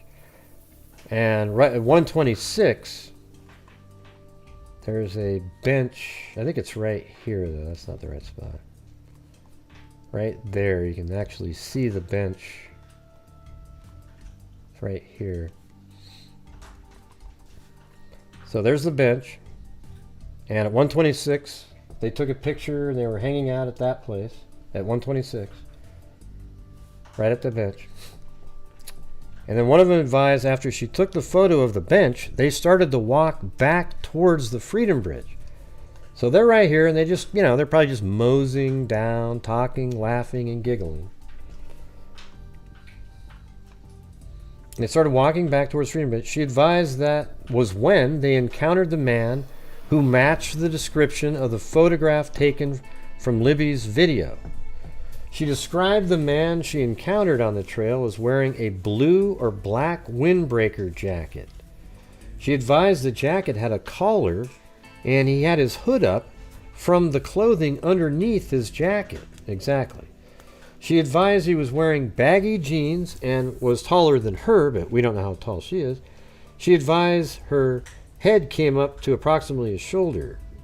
She advised she said hi to the man and that he said nothing back. She stated he was walking with a purpose, like he knew where he was going. See, that gives us... Thank you, Renee. And thank you, Robin and American Lady. So that gives you an indication that he wasn't interested in them. He was going somewhere else. He knew that there were people that... I feel like he even knew that Abby and Libby were going to be there. Like he just went right past these people.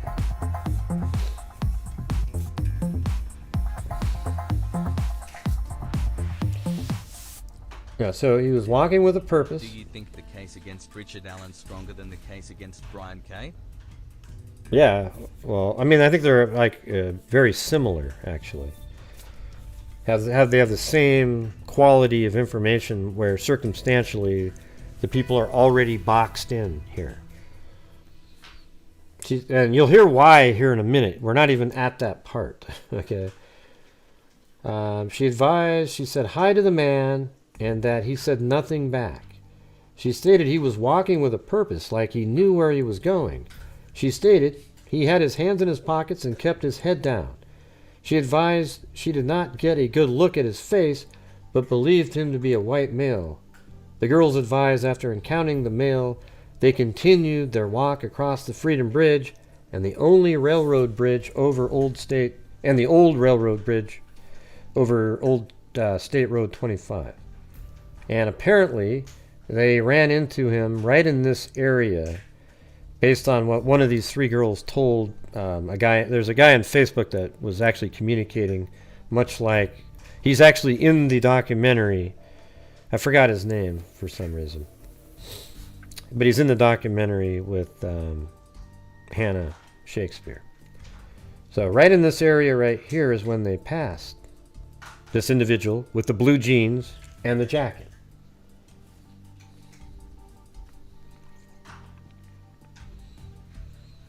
Investigator spoke with who advised she was on the trails. Okay, I think we're at the past old state. Advised there was no cars at 25 and she was driving underneath. Let me read this part here. Investigators spoke with, I think this is what I call this lady Susan. With Susan, who advised she was on the trails February 13, 2017. Video from the Hoosier Harvest Store captured Susan's vehicle traveling eastbound at 146. So remember that store here where Kelsey drove away at 149?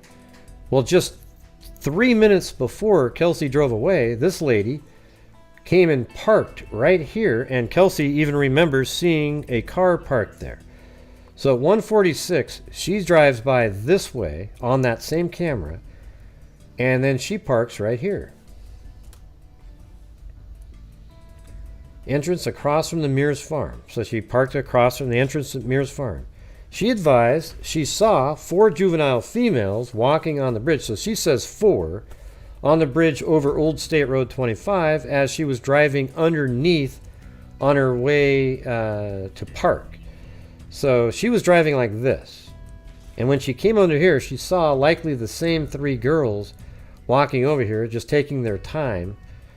And she drove like this underneath the bridge, came down on 300 North, around, and then past the Hoosier Harvest Store right here, and is on camera at 146 there, parks here, probably gets out at 147, and then Kelsey gets there with Abby and Libby at probably 148, like a minute difference. Probably, it could even be, like she got there at 147, and then 149, so a 2-minute difference. And the girls, they didn't hustle anywhere. They were probably waiting around slowly, Abby and Libby, where this lady, Susan, that I call Susan, was there for an exercise and walking around. So she gets out at 140, let's just say 146 and a half. I mean, so she gets out of her vehicle. And Abby and Libby don't get there for another 3 minutes or so. She advised she saw 4 juvenile females walking on the bridge over the Old State Road 25 as she was driving underneath it. Susan advised there were no other cars parked across from the Mears farm when she parked. Exactly. So when she parked there, there wasn't a soul there. Had she stayed in her car, just 2 minutes later, she would have seen Abby and Libby get dropped off.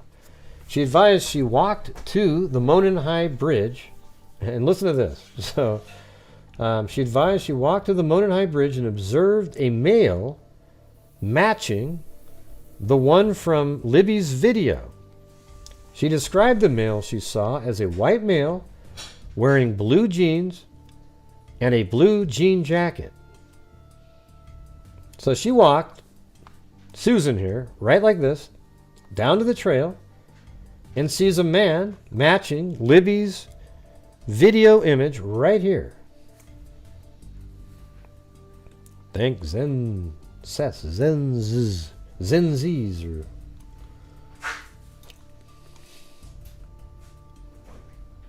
so he was wearing blue jeans, a blue jacket. She advised he was standing on the first platform. I mean, how amazing is that?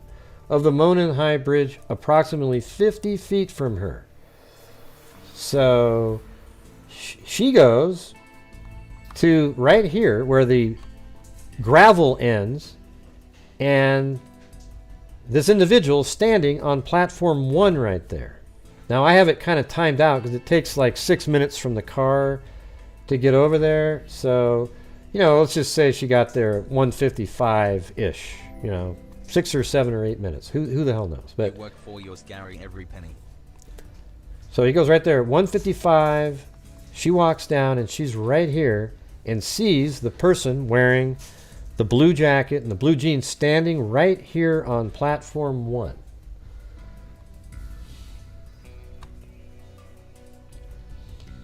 And she was about 50 feet away. She advised she turned around at the bridge and continued her walk. Hey, thanks, Lee. She advised approximately halfway between the bridge and the parking area. So this is the craziest shit in the world right here, everybody. So when she's standing here, Libby and Abby were, you know, lollygagging, as my mom would say. They got out of the car and they're sort of whimsically walking around, maybe waiting for that cute guy, Anthony Schatz. Thank you, Lily. So Abby and Libby, Susan gets out, and she's already walking this way when Kelsey drives up, puts out Libby and Abby. They get out of their car, and they're kind of walking slowly, kind of just walking around. And then Susan goes all the way down here and sees the bridge guy standing on platform 1, then turns around and walks back. And then it says, she advised approximately halfway between the bridge and the parking area across from the Mears farm, she passed 2 girls walking towards the Monon High Bridge. She advised she believes the girls were Abby and Libby. I mean, how spooky is that shit? So she's walking back this way. Abby and Libby had just been dropped off. They start walking like this, and they pass each other somewhere around in this area. And she saw them, and guess what? Who is, type it in, who is the next person that Abby and Libby could possibly see while walking east here? Anybody?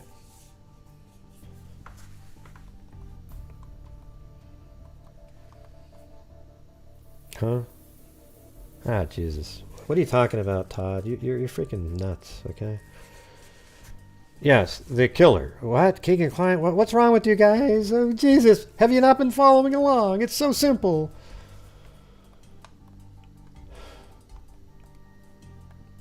The killer is right here on the bridge. The bridge guy, he's right there. Richard Allen, okay? We don't know that yet, but you'll hear why in a minute here. Okay? So after Susan sees this guy standing on platform 1, she turns around. Man, see, this is what makes me nervous about juries. You have people in here that don't get it. You know what I'm saying? So she's right here. She turns around and walks this way. The bridge guy is still standing on platform 1, and they're walking this way, and then she passes Abby and Libby, and they're alone, headed towards the bridge. And guess what? We know that they make it onto the bridge because they took a photograph at 2:07 right here.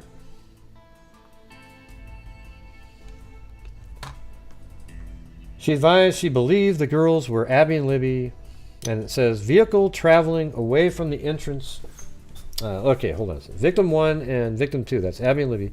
Video from the Hoosier Harvest Store shows at 1:49 p.m. a white car matching Kelsey's vehicle traveling away from the entrance across from the Mears farm.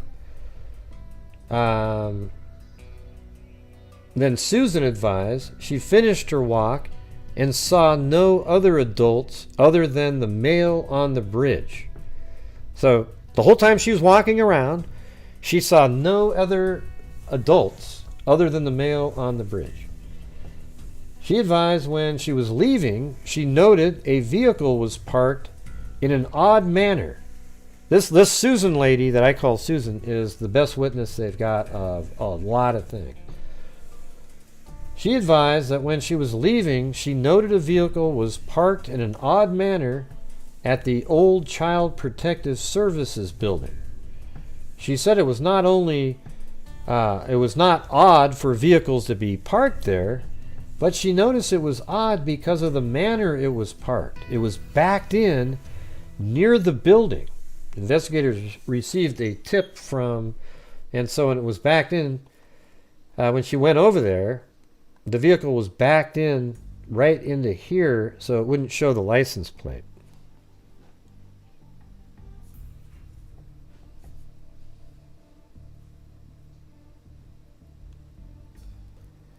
Hey Todd, you're just not, you're not being accurate here. It was 149 for Kelsey's phone, and it's 146 for the Susan character. Okay, don't try to disrupt the chat, Todd. You already threw in Ron Logan like a total whack job. Okay, he wasn't there. All right, thank you. If you bring up Ron Logan again, I'm going to block you from the channel. Hey, what's going on, Blake Star? And that's just the way I do it here, everybody. You can be one of the crazy people. Just like the social media gray. No, it's a little different than that, don't you think? There's no evidence. She knew what?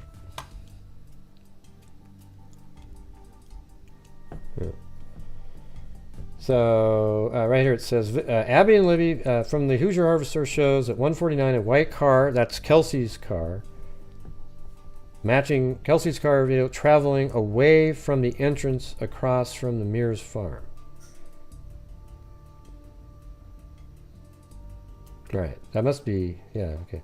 Then Susan advised she finished her walk and saw no other adults other than the male on the bridge. Her vehicle is seen on Hoosier Harvester video at 2:14 leaving, westbound. So this Susan character that I call Susan, she finally, so this is probably what she did. She went over here, her first part of the walk to go to the bridge. Saw the guy there, turned around, passed Abby and Libby. Then she went walking way over here and then all the way back here. And then she makes it back to her vehicle that was parked right there. And she takes off at 2:14. That's what happened there. But she left westbound, so she came the same way she came. Remember how she came in like this at 1:46, parked, walked, boom, boom, boom, back. Then she goes west this time, and while she was leaving, that's when she noticed the car parked at the abandoned CPS building, and she could see it really clearly. On the way in, she didn't see it because you're going this direction.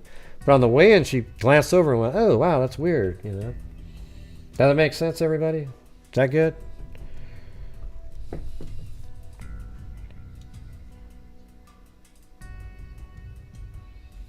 All right. Let's see. So at 2:14, she was leaving westbound. Then she advised that the car was parked in a weird manner. Investigators received a tip from a person in which he stated he was on his way to Delphi on State Road 25 at 2:10 p.m. on February 13, 2017. He observed a purple PT Cruiser or a small SUV type vehicle parked at the south side of the CPS building. He stated it appeared as though it was backed in as to conceal the license plate. So some random person driving on Highway 25 right here, see? Boom. And let's take a look here. We go down to Street View. And, you know, if that building was still right there, and you can see it on historical Street View, if it was still right there, you could see that there was a car parked there.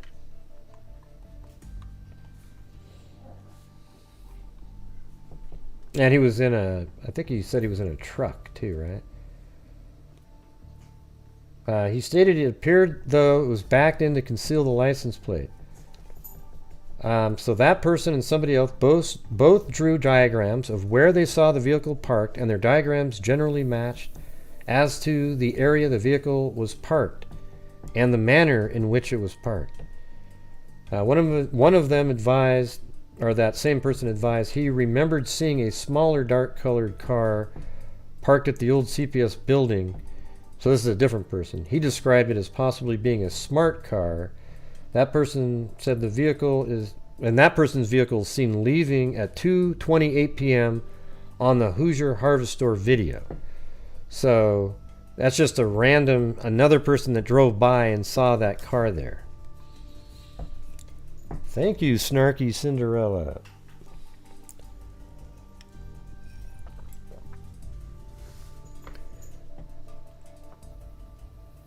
Yeah, we know. Hey, Todd, we know, man. Can you just let me get through the video, Todd? You're not interesting or, you know, sleuthy or anything, okay? So just follow along. Try to learn something here. All right? Thanks, man. Really appreciate it. All right. Investigators spoke with another person who stated that she was traveling east on 300 North on February 13th. This one's crazy right here. So this is another lady who was traveling east on February 13th, 2022, and observed a male walking west on the north side of 300. So here's 300, and this person was walking west on the north side of 300. So not on this side, but on the north side.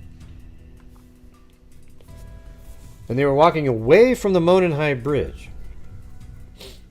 She advised that the male subject was wearing a blue-colored jacket and blue jeans and was muddy and bloody. So remember earlier when, people think, they didn't cross the creek. Well, I think that's where the muddy part comes from. They crossed the creek. I know they crossed the creek. There is no chance they didn't cross the creek. So they cross the creek. They have to climb up the bank if they go up the steep part. This other part's just a little bit of a slopey area and muddy, and he's got blood on him, just like the Ron Logan warrant said that the person would look like. So add that in here. The Ron Logan warrant said the person who killed Abby and Libby, because of the way they were killed, would necessarily have blood all over them. Okay? That's what they said. And here we got a person who's muddy and bloody. And it says she further stated, thank you, Tawny Lee. She further stated that it appeared he had gotten into a fight. Investigators were able to determine from watching the video from the Hoosier Harvest Store that this lady drove by at about 3:57. I mean, that is nuts. So check it out. Derek, he got here at 3:15. So he is, this is really wild. We were talking about it last night. So Derek, this isn't in the warrant or the document, the affidavit. Thank you. He got here at 3:15, you guys. And then what he did was he talked to the flannel shirt guy. Has nothing to do with the murders. He talked to him. The flannel shirt guy said he was at the bridge over here and he saw a couple arguing, a man and a woman arguing about something. But remember, this is 3:15. The girls were at 2:07. So there was other people, Cheyenne, various other people that were moving around, walking around. They never saw, by the way, the bridge guy. None of these people. And the reason they didn't see him is because he's off killing Abby and Libby across the creek on the other side.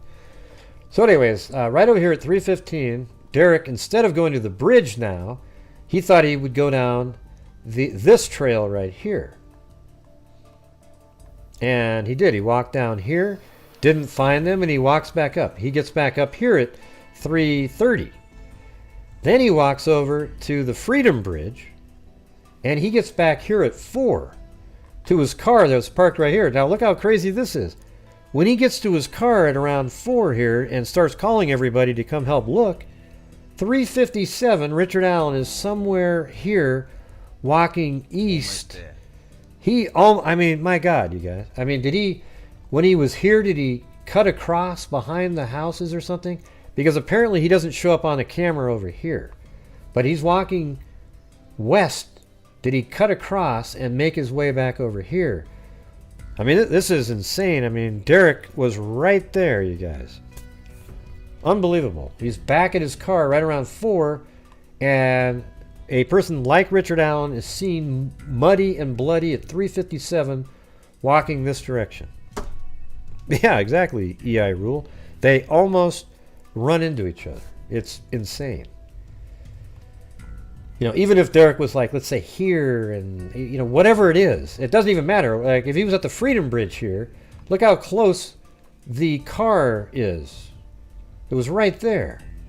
It's just mind-boggling. Through interviews, electronic data, photographs, and video from the Hoosier Harvest Store, investigators determined that there were other people on the trail. Yes, Cheyenne and the flannel shirt guy. They were there that day after 2:13 p.m. Those people were interviewed, and none of those individuals encountered the male.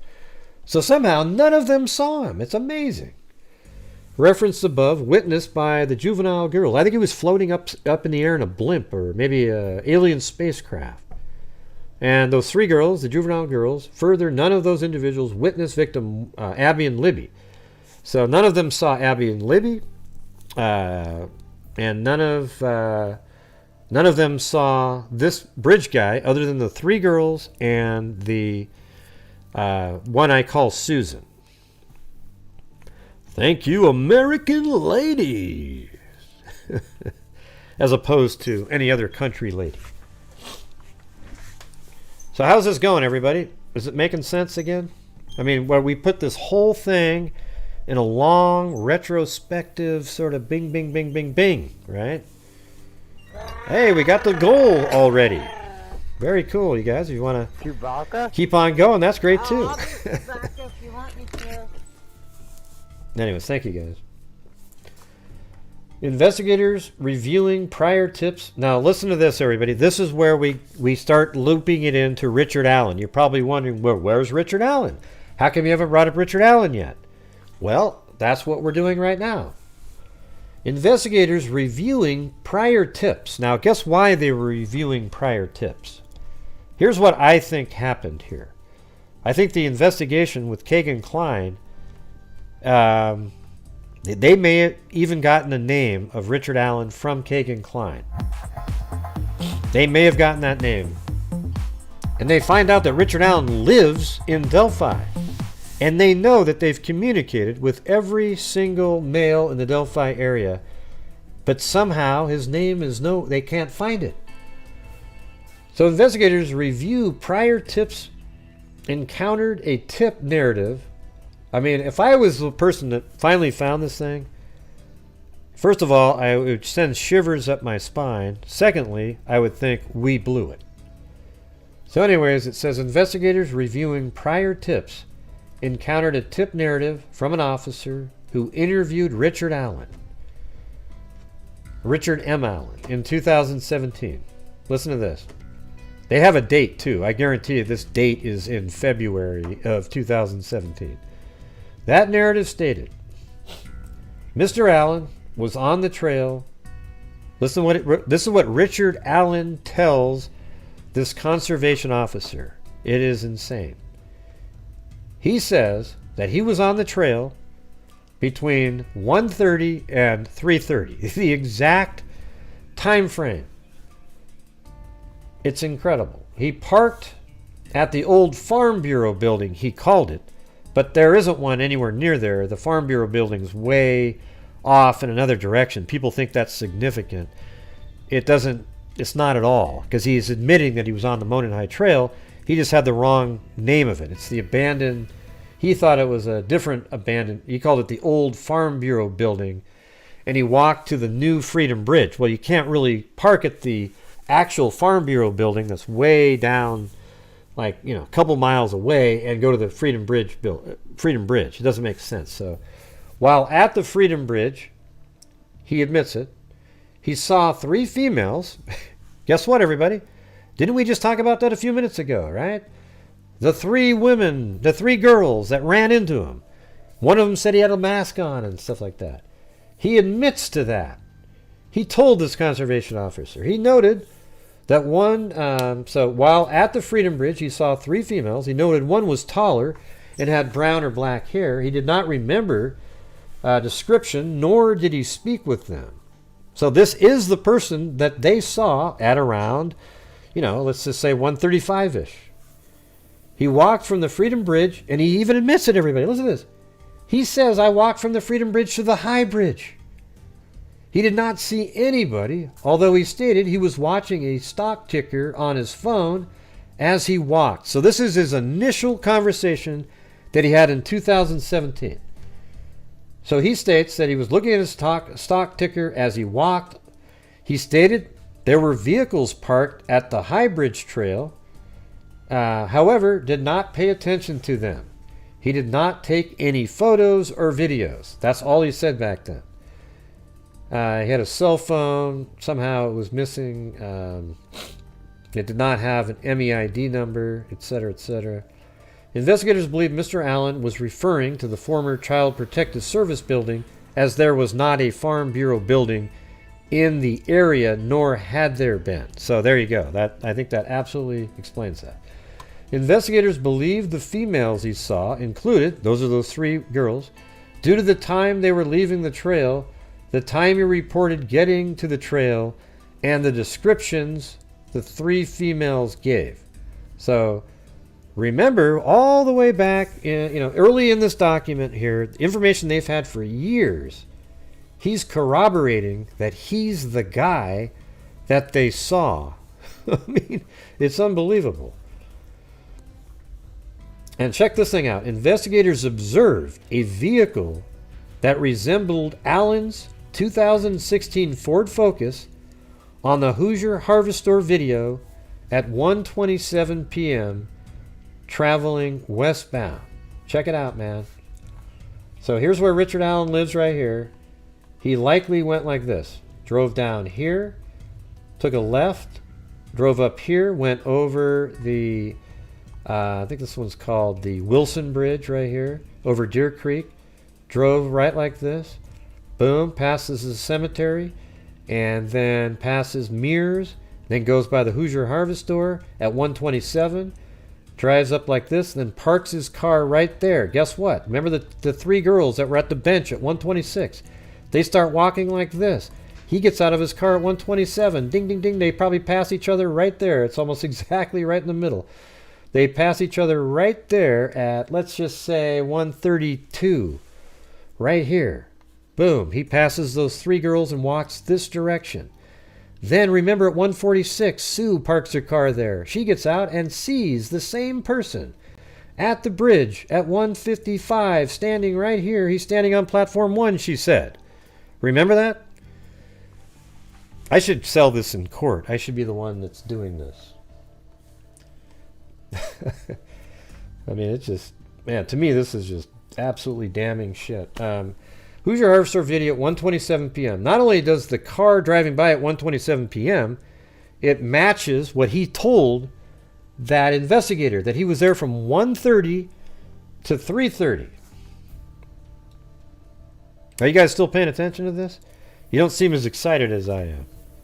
You guys are talking about other things. I can see it. It's like, hey, maybe you felt the wetness might recognize him, and things like that. It has nothing to do with what we're saying here.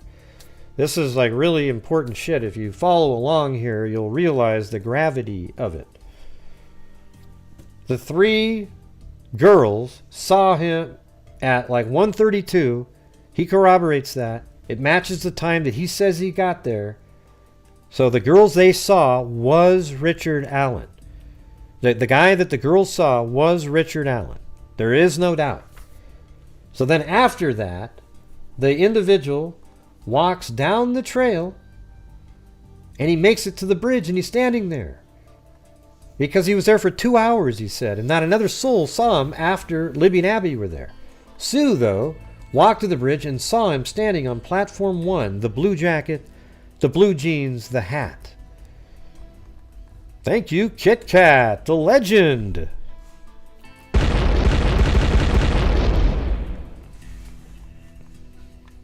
Kit Kat's like a OG freak. She's been around for a long time. Years.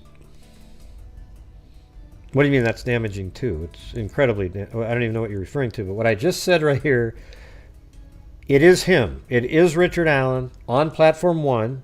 Do we all agree with that? He's the one that talked to the three girls. He admits to that. He doesn't say though that he saw this girl here. He won't admit to that.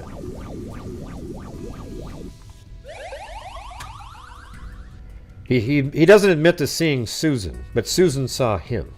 The same exact look. And then she walks back to her car. Guess what?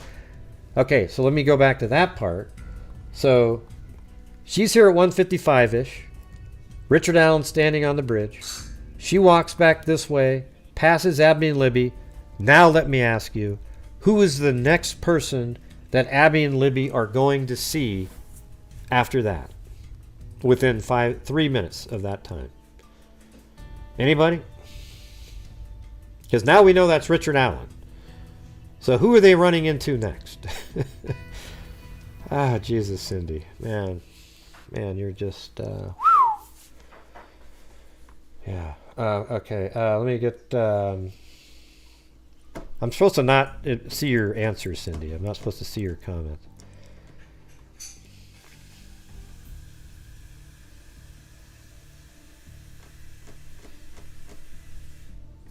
Yeah, that's looking at the stock shit's bullshit, you guys. What are you talking about? And then later he said he was looking at fish. That's all garbage. You know what? If he was looking at anything on his phone, he was looking to see if he had any messages to get updated on where the girls might be. That's probably what was really happening. He wasn't looking at stock symbols. He wasn't looking at fish. If he was looking at his phone, he was trying to see if there was more updates on where some of his victims might be. It has nothing to do with any of that shit. That's what I'm going to tell you. All right, so we're still going here, everybody. We're still going.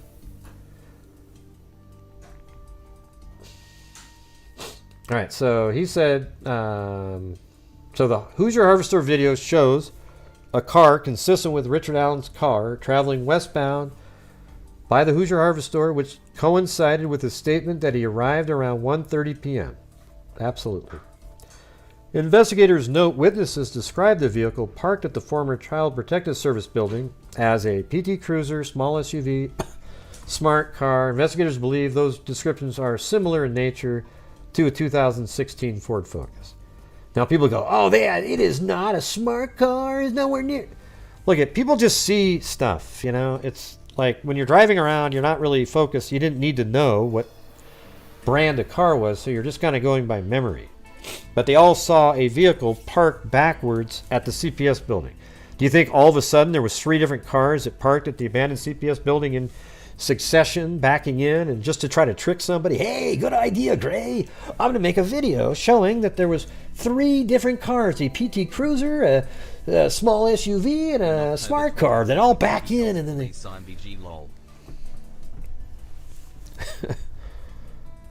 Right. Well, yeah, we know. Can I get to that part, though? You just sort of interrupt. You gave away the next part of the story. Anyways, it says right here, investigators note witnesses described the vehicle parked at the former... So remember, the first thing when he talked to the conservation officer, that was 2017, right? So on October 13th, 2022, when they went to his house and did a search warrant, they questioned him. And here we go. Listen to this. Thanks, case cracked. I'm just kidding. On October 13th, 2022, Richard Allen was interviewed again by investigators. So now he's being interviewed 5 years later, almost 5.5 years later. He advised he was on the trails on February 13th, 2017. He stated he saw juvenile girls on the trails east of Freedom Bridge, those same 3 girls, and he went onto the Monon High Bridge. Now he admits to going onto the Monon High Bridge, right? Richard Allen further stated he went out onto the Monon High Bridge to watch the fish. Later in his statement, he said he walked out onto the first platform. Holy shit, everybody. That is exactly where Susan, who was here at 1:55-ish, that's my number, based on timing. She said she got right here, stood there, and then saw Richard Allen standing on platform 1. I'm just telling you, I would vote guilty just on this information here. This guy is the bridge guy. He is the guy in the video. It is him walking. It's ridiculous. Hey, thanks, Olivia. No, it's not, Gray. It's Ron Logan. It's Ron Logan, Gray. Jeez, I tell you. I'm a paralegal, Gray. I know exactly what I'm talking about. Well, then you're a shitty paralegal, okay? Let's see. Yeah. So, he said he went onto the Monon High Bridge. He said he then walked back, sat on a bench. So guess what? He said he then walked back, sat on a bench. I think he did sit on a bench. And the reason he's saying he sat on a bench is because he needs to explain why his DNA might have been left there and they might have collected it at some point. He stated he parked his car on the side of the old building, but I think he sat on the bench before. So it wasn't after the fact. I think when he walked in and he passed these girls, he may have stopped and sat on this bench right here, kind of just waiting to see if he could see girls showing up or somebody, just for a few minutes, maybe 2 or 3 minutes. Then he walked, because he got here at 3:35. He may have gotten here at like 40, and then he goes, screw it, and then he just walked straight over and was standing around by the bridge over here, knowing that the victims were supposed to maybe meet him near the bridge or something. I mean, I don't really know why, but he's definitely saying that he sat on a bench for a reason, and it wasn't after. We know that certainly because he went and he never was seen again by a soul because he was over here killing Abby and Libby at that time. Later in his statement, he said he walked out onto the first platform on the bridge. He stated he then walked back, sat on a bench on the trail, then left. Yeah, that didn't happen. He stated he parked his car. See, what's stupid about that is he told everybody he was there for 2 hours. He said he was there from 1:30 to 3:30 in his original statement. So you're saying it takes 2 hours to walk down, stare at a fish, and then walk? Give me a break. He stated he's parked his car on the side of an old building, he says. Look at that. Now he's even saying he parked his car on the side of an old building, the abandoned CPS building. He told investigators that he was wearing blue jeans and a blue jacket, a Carhartt jacket with a hood. He advised he may have been wearing some type of head covering as well. He further claimed he saw no one else except for the juvenile girls he saw east of the Freedom Bridge. So he's not admitting that he saw Susan, with, quote, Susan, at the bridge there. He told investigators that he owns firearms and they are at his home. Richard M. Allen's wife, Kathy Allen, also spoke to investigators. See, I don't need to know that the bullet shell casing matched his gun. You could take that out of the story and he's guilty. This guy is the bridge guy. He is the person that is being filmed. It does help, though, because it places him at the crime scene. But he is the guy on the video who says down the hill.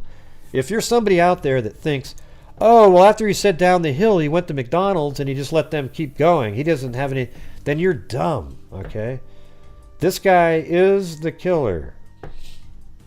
100%. I don't even, if for some miracle some stupid-ass jury goes, I don't think so, they're wrong, okay? This guy is the killer. No doubt about it. He advised he may have been wearing some type of headgear covering as well. He further claimed he saw no one else except for the juvenile girls he saw east of the Freedom Bridge. He told investigators that he owns firearms and they are at his home. Richard M. Allen's wife, Kathy Allen, also spoke to investigators. She confirmed that Richard did have guns and knives at the residence. She also stated that Richard still owns a blue Carhartt jacket. Still owns that damn thing. On October 13, 2022, investigators executed a search warrant of Richard Allen's residence at 1967 North Whiteman Drive, Delphi, Carroll County, Indiana. Among other items, officers located jackets, boots, knives, firearms, including a Sig Sauer model P226 .40 caliber pistol with serial number U625-627.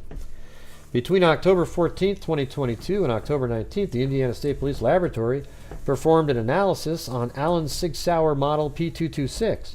The laboratory performed a physical examination and classification of the firearm, function test, barrel and overall length, measurement test, firing ammunition, component, characterization, microscopic comparison, and NIBIN. The laboratory determined the unspent round that was found way back in 2017 near Libby's body, but between both of their bodies, it was within 2 feet of Libby's body, had been cycled through Richard Allen's Sig Sauer model P226.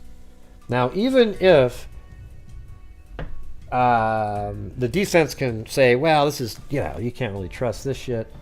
Man, I don't really care. He is that guy that's telling the girls to go down the hill.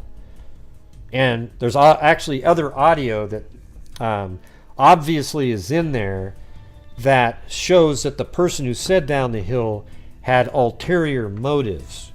Okay, so that's all you would need to know. You'd have to be a moron to think after that somehow he had a change of mind and there just happened to be some other killer out there that killed him. Yeah. An identification opinion is reached when the evidence exhibits an agreement of class characteristics insufficient. So anyways, they believe that they can match the ejection marks that were on the unspent round with the Sig Sauer owned by Richard Allen. Investigators then ran the firearm and found that the firearm was purchased by Richard Allen in 2001. Richard Allen voluntarily came to the Indiana State Police Post on October 26, 2022. He spoke with investigators and stated that he never allowed anyone to use... Oh, wow. So Richard Allen went there again on the 26th. How'd they let him go home after admitting that he was the guy standing on platform 1, for God's sake? So remember, they had all that other information before. Imagine being an investigator. First of all, you're pissed as hell that this information wasn't given to you a long time ago. But you now know that there's a lady named Susan, that was standing on platform 1, near platform 1, who saw Richard Allen standing there. Then you have Richard Allen interviewed 5 years later, and he says, oh yeah, I was wearing the blue jacket, black, and I was standing on platform 1. That must have just sent shivers up somebody's spine right there. Yeah, I definitely think there's more people involved, everybody. We've already talked about this 17,000 times, everybody. I mean, how many here never watch this channel? I mean, we've talked about it a million times that Richard Allen, Kegan Kline, and other people are all part of this thing here. That's what it seems like. Right? We've all said this like a million times. I don't know if there was, we don't have any evidence at all that there was some other people standing around at the crime scene, because the only one that was muddy and bloody was the same individual that they all saw. There's no evidence that there was any other person at the crime scene other than the Richard Allen person. So that's the truth of it. I just think it's a much bigger story here. All right, so when you're repeating stuff on the channel, just go, oh yeah, like we've discussed before 1,000 times. I think it's like this. These cops couldn't find water if they fell off a boat. He couldn't find water if they fell out of the boat. Well, what if they fell out of a boat on a highway? Yeah, we've said that a million times, Zozo and Terry. Yep. Right. That's why I bet you he was looking at his phone to, maybe there was going to be an update. Hey, where are they? What's going on? They're going to have to look at that. I know, but you've heard me say it 100,000 times, though. I mean, we've all talked about how Kegan Kline, Richard Allen, they plotted and planned, how he probably said they're going to be here at this time. Here's what I need you to do. Maybe Kegan Kline has, used his phone to film what happened at the scene, then gave it back to Kegan Kline. Then he drove the phone. They took it with them to Las Vegas. That's why it was factory reset there. Jesus. Yeah. Well, it's just, I don't know, Cindy. It's kind of like one of those things when you've talked about something so many times, and then it's presented like it's original or something. Carroll County Sheriff Department Detective so-and-so has been part of the investigation since it started in 2017. He has had an opportunity to review and examine evidence gathered in the investigation. Detective, along with other investigators, believe the evidence gathered showed... So this is where it kind of breaks it back down again. Gathered show that Richard Allen is the male subject on the video in Libby's phone who forced the victims down the hill. Okay? Further, that the victims were forced down the hill by Richard Allen. And this is what you come to, like, as we've been going through this is almost like what I've been saying. Just because it leads you to this. You almost don't need this breakdown at the end because it's clear. That the victims were forced down the hill by Richard Allen and led to the location where they were murdered. Through the statements and photographs of the juvenile females and the statements of other people, maybe, I don't know what those, they blacked them out, but maybe Susan and the other person were at the southeast edge of the trail. Oh, those are those three girls at 1243 east of Freedom Bridge at 126 and walked across the former railroad overpass over Old State 25 after 126 and before 146 when Susan was driving by. They walked the entirety of the trail and observed only one person, an adult male. Then Susan's vehicle is seen on the Hoosier Harvester video at 1:46 p.m. and then leaving at 2:14 p.m. And she stated she only saw one adult. Hold on.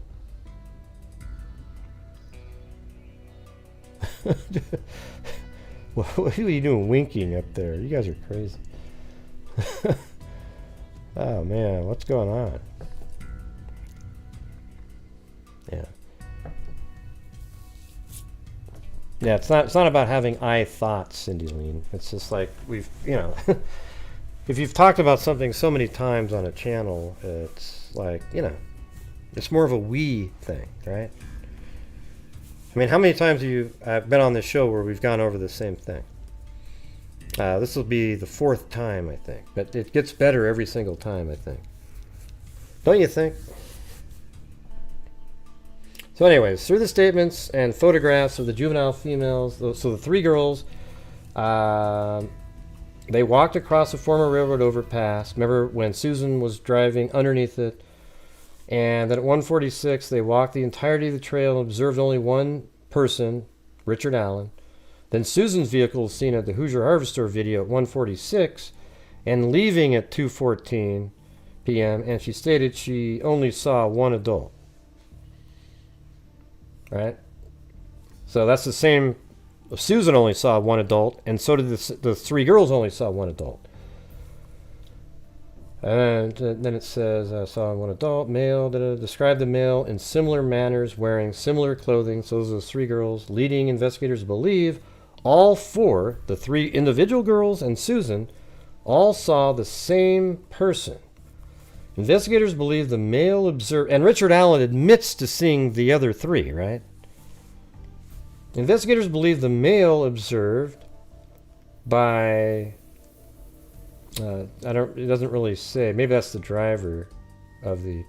And the same male depicted in the video from victim 2's phones due to the description of the male.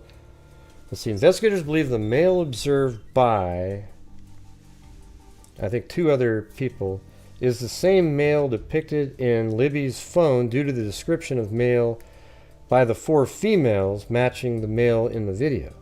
Furthermore, Libby's video was taken at 2:13 p.m. and let's see, and Susan saw only one male while she was on the trail from approximately 1:46 to 2:14. So that's really important right there. So 1:46 to 2:14, she was walking up and down the trail. She only saw one male, and it was the Richard Allen character on the bridge. Okay? Investigators believe Richard Allen was the male seen by, let's see, I think those 3 females, and the male seen in Libby's video. Richard Allen told investigators he was on the trail at 1:30 p.m. to 3:30 p.m. that day.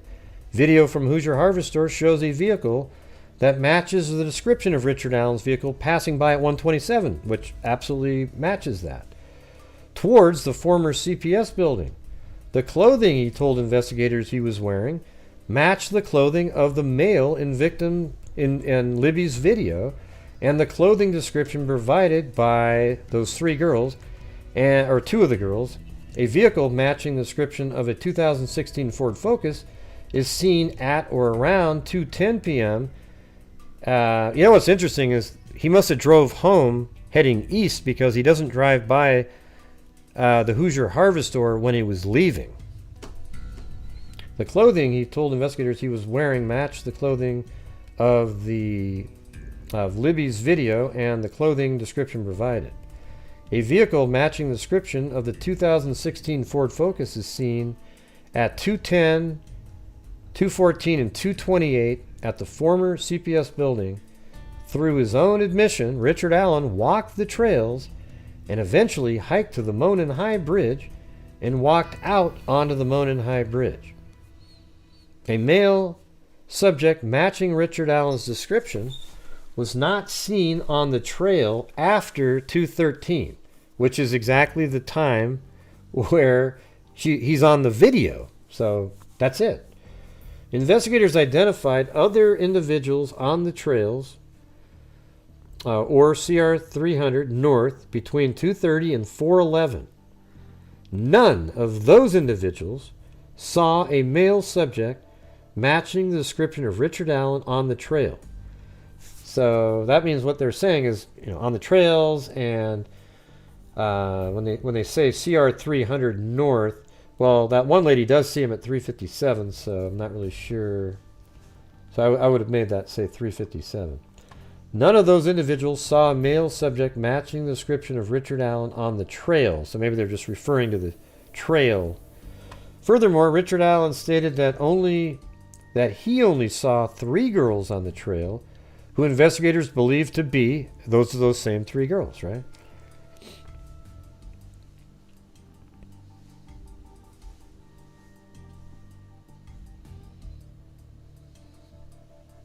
Yeah.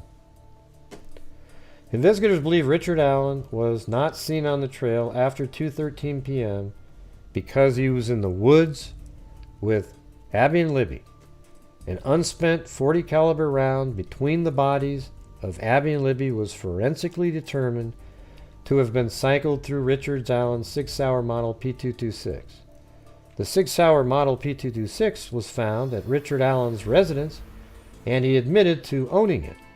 Investigators were able to determine that he had owned it since 2001. Richard Allen stated he had not been on that property where the unspent round was found, that he did not know the property owner, and that he had no explanation as to why a round cycled through the firearm would be at that location. Furthermore, he stated that he never allowed anyone to use or borrow the 6-hour. So there's no other explanation then, apparently, other than him. Investigators believe that after the victims were murdered, Richard Allen returned to his vehicle by walking down CR 300 North. Investigators believe he was seen by another individual walking back to his vehicle on CR 300 North with clothes that were muddy and bloody. That was at 357. Along with investigators believe the statement made by witnesses, because the statements corroborate the timeline of the death of 2 victims, as well as coincide with the admissions made by Richard Allen. Further, the accounts relayed by those 3 girls are similar in nature, and timestamps on the photographs taken by probably Libby corresponds to the times the juvenile females said, or let's see, photographs taken. Yeah, must be that. Correspond to the times the juvenile that's the girl with the phone, one of the 3 girls. So the timestamp photographs taken corresponds to the times the juvenile females said they were on the trail and saw male individuals. So there you go. Yeah, that's right, Cindy Lynn. People can do what they want.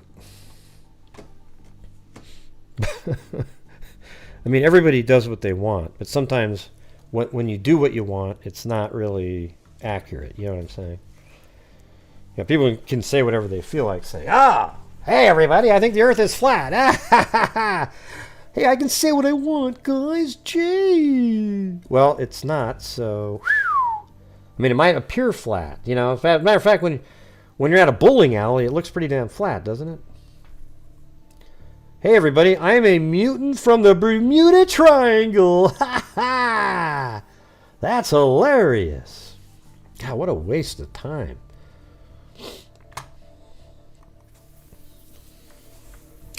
People are so stupid. It's unreal. Anyways, what about that, you guys? We just went from A to Z here.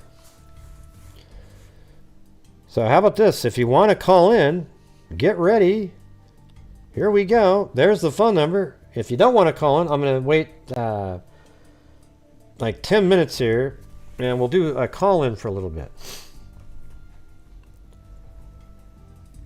Goodbye, Cindy. Thanks for supporting me. See you next time.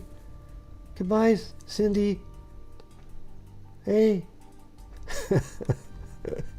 Yes, everybody does whatever they feel like doing.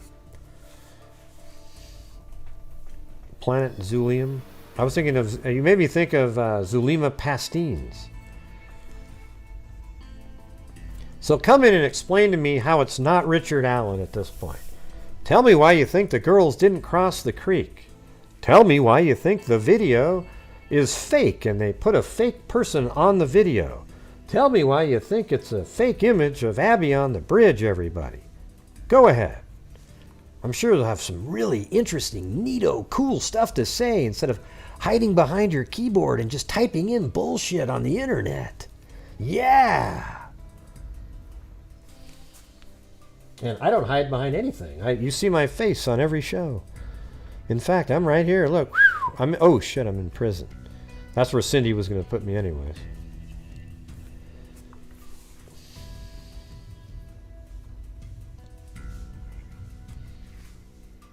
I don't have a drink handy. I was thinking of getting one though. I don't think anybody's going to call in though because they can't sell that stuff. But what is there any element of this now where you're kind of not sure? Can you figure it out? Is there anything in here that makes you think, I wonder what that means? You know what I'm saying?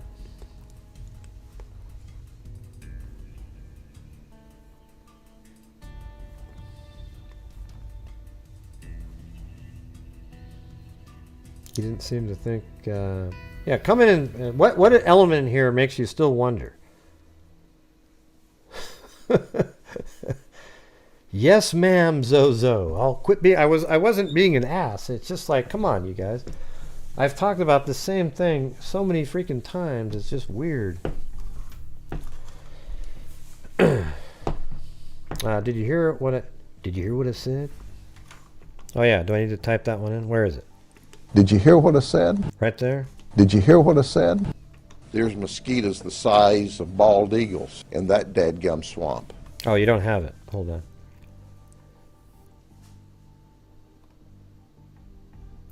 It's this one right here. There we go. Now you got the numbers. All right. Cool. I'll be back in a minute.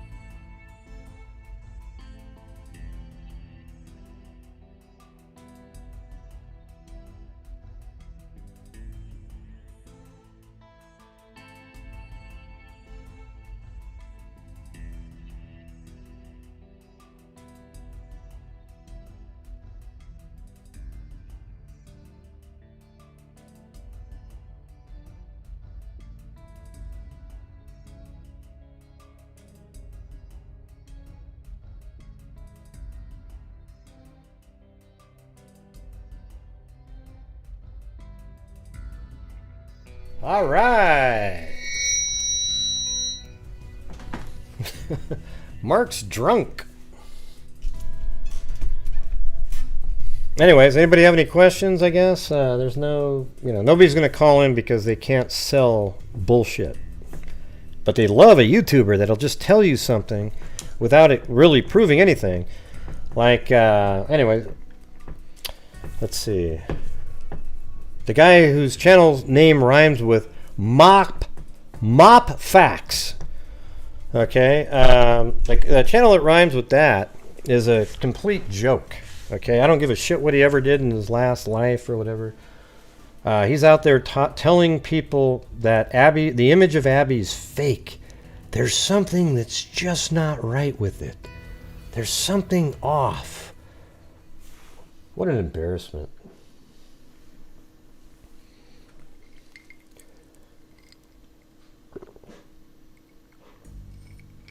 Yeah, he looks sort of like Clint Eastwood.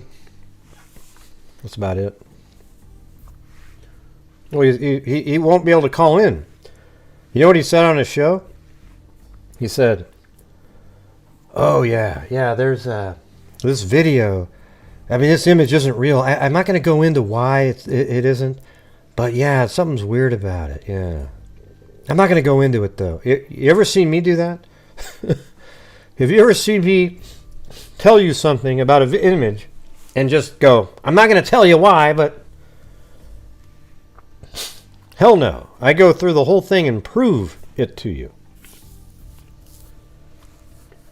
Oh, here we go. Hello, who's 913? Mike Cadell. Oh yeah, what's going on? Hey, how you doing?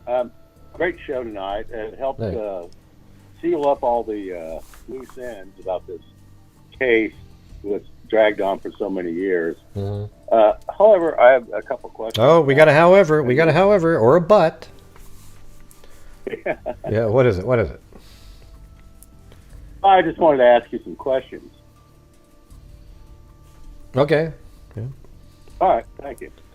All right, so first off, the use of minors, juveniles, and the probable cause affidavit, or excuse me, and the arrest warrant, maybe. I'm getting the documents confused. Now these young people are probably older now because of the many years that it's taken for them to arrest Richard Allen. I wonder if, under cross-examination by the defense, if their testimony may change. We won't know that. Don't you find that a little shaky? Why would they change it? Well, I'm not going to. That's a leading question, but I'm just saying. Well, no, it's not a leading question. But you're the one that's assuming that they're going to change their story. No, I didn't assume it. I assure you, under cross-examination by defense, that's going to be one of the things that will be pinpointed. Another thing. Next question. Do you think, or can you help? And you're doing a great job, a great public service based on the public information available. And I admire your use of electronic data as a detective. Now, do you think that there is more electronic data from telephones or whatnot from Richard Allen's phone that hasn't been released yet? And yeah, I mean, I think they got a whole bunch more information. They just don't. I mean, probable cause just means you have to get over 50%, or like the. Well, hold on. This is called. I always get this document confused or something. It's the probable cause affidavit. You just have to have enough probable cause to. This is probably for the arrest here, so it's like. That's all you need. Oh yeah, I see. So I mean, so you're not going to throw all of your information into that one document. And plus, since then, they've probably been able to get more of his old cell phone records. I mean, hell, if they did do one of those data dumps off that cell tower, but I mean, I would be surprised if he was stupid enough to have his cell phone on in not airplane mode or whatever while he was walking around. So I guess he couldn't really get text messages. Shopping for the stock market and looking at fish, correct? Yeah, so I mean, if he did have his cell phone out, I don't know what he'd be looking at, because he'd be really stupid to have ever turned it on to even get a text message or a phone call. So I think you made some fundamental good points about not Richard Allen, Kegan. I think I'm pronouncing his name right. Yeah, in terms of possible co-conspirators. I think. Yeah. But I'm wondering if they would withhold that information because you alluded that there's a possible larger conspiracy of a pedophile ring in Indiana. Is that where? Yeah, Indiana. Mm-hmm. So I mean, of course, the internet, as you well know, is worldwide. I think that's a very good point, but I don't think you've answered that. I mean, what, or at least your criticisms, which you're very good at. Where's the state of Indiana on that? Could you help us, your audience out, including myself, about is there any development on that in terms of this? All these federal and state officers showing up with Kevin. They didn't. Well, they didn't show up. They all met him at a. That was what was reported by the Murder Sheet podcast, that they met like a whole bunch of federal agencies at that jail or prison out there, and I don't know what it led to, but they were investigating one of the largest child pornography rings in Indiana state history. So I think there's much more going on in this story. And here's the thing, everybody. I've said this 100,000 times too, but I'm sure somebody will repeat it, is that to think Richard Allen isn't connected to Kegan Kline would mean that you would have to believe, since Kegan Kline communicated with Libby on the day of the murders, and he says in another document says that the Anthony Schatz profile, when one of Libby's friends said, "Did you hear what happened?" He goes, "Oh, wow." He said, "Oh my God, what?" or something. And then he said, "I was supposed to meet him that day, but they never showed up." So here's the thing, everybody. Here's what we'd have to believe. That the catfishing account of Kegan Kline that was done by the Anthony Schatz profile only didn't get to meet Libby because another random serial killer-like person killed both of them before he got to meet them. You'd have to believe that. Wow. See, that when you think about it like that, it's just like it's almost no chance in hell that they're not connected. But there is a chance. So, I mean, but I just can't see it. It's really tough to prove a conspiracy case on across federal state lines on a federal level. I know that, and but that doesn't mean what it happened. It did not, it did not happen. One of the great things about your show is that if you get through the trolls, you do a good job. I appreciate it. I'm going to share this one episode, especially with my people who, and I appreciate what you're doing, and cool. Thank you so much. Well, thanks for calling in. Appreciate it. Have a good one. I don't know who his people are or whatever, but when you go through, I think this is just absolutely a slam dunk, and all it could do was get worse for him. Just if that's all there was, it'd be awesome. You know what I'm saying?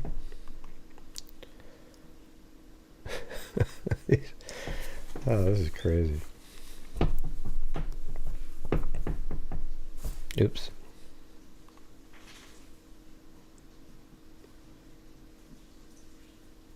I think I'm not sure what was wrong with Revengeance's comment.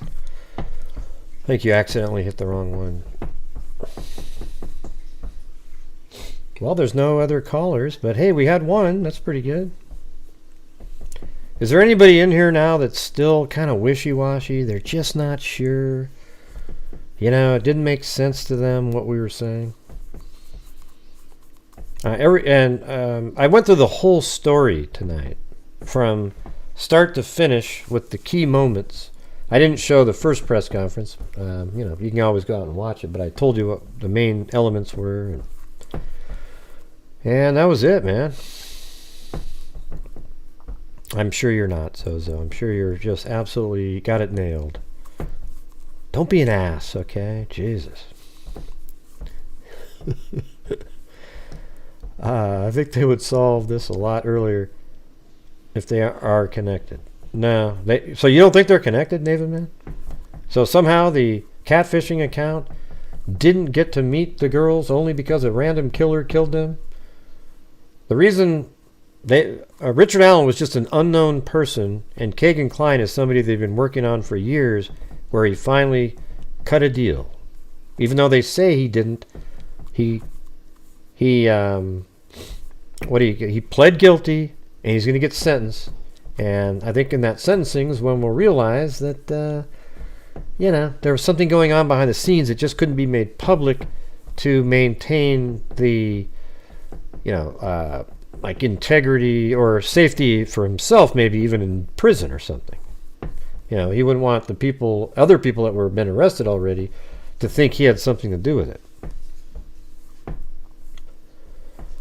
Yeah, I don't know how anybody could read what we just did and went over it over and over again, how you could possibly think anything other than that's Richard Allen. He is the bridge guy. He is the killer.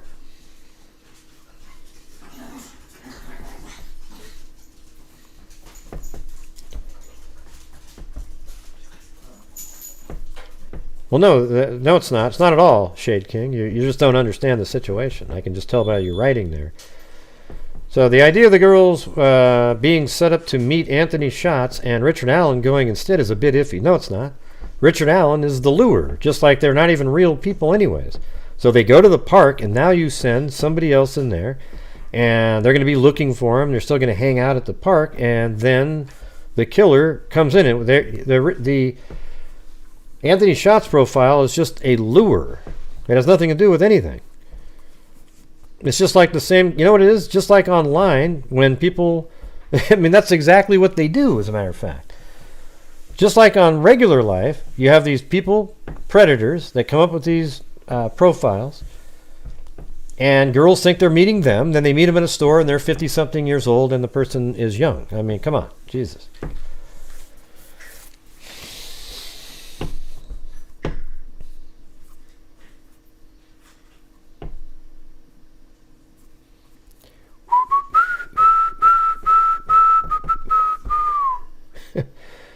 Yeah, can you guys just don't worry about the trolls. We just block and move. You don't need to refer to them, Cindy, like you do every single time. And everybody just forget it. They're so stupid, it's almost mind-boggling. All right? They live for the Delphi case.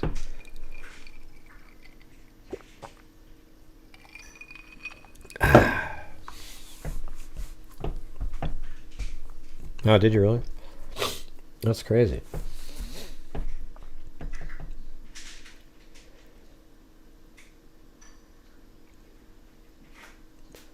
Yeah, but see, like again, Shade King isn't aware of the case. So, the girls were on the bridge. They walked across a bridge. They were trapped. Then he came upon them, and he pulled out a gun, and he forced them to go down the hill, across the creek, and then he killed them. Okay, so you got to be aware of the case before you jump in with big, bold ideas and thoughts. It just doesn't make sense. Last thought, internet criminals, predators have long had an avenue to be anonymous across state lines.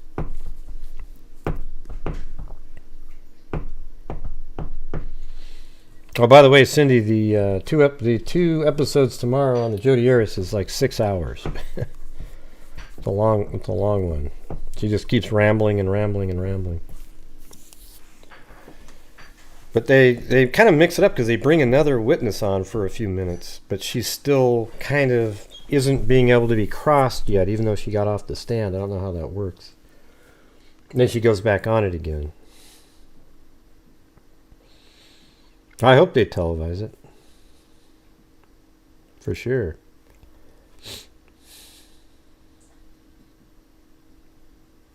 Huh? Jesus. I think it's pretty clear English there, Cindy. Let's see. Terry Ann H. Crystal clear. Yep. Anyways, everything that I put together tonight on the show, did it help you get a better visualization? I'm trying to be the channel that just keeps putting out the reality. They go, well, Gray, you said it wasn't social media. That's what everybody says, like a robot. That's what they told us, and yeah, that's what I thought. But as soon as they said, the whole Kegan Kline, they go, oh shit, it was social media. I don't have to keep selling that it wasn't. That's what you guys do. So even when you're proven wrong, you keep going. All right? I was proven wrong. Everybody, the family, every single person was told that there was no social media connection. And even recently, when I asked Robert Ives about it, he goes, yeah, that's what we thought at the time. But man, it looks like apparently they were able to. So it's true. Okay, like that's what we were told. And that kind of sucks because then it kept you from looking more at it earlier, but I don't know if it would have helped anything. There might have been more people that noticed, though, the Kegan Kline Anthony Schatz profile earlier since that document was out. Like there may have been somebody that would have found that way earlier, and that might have sort of sped up the timeline a little bit.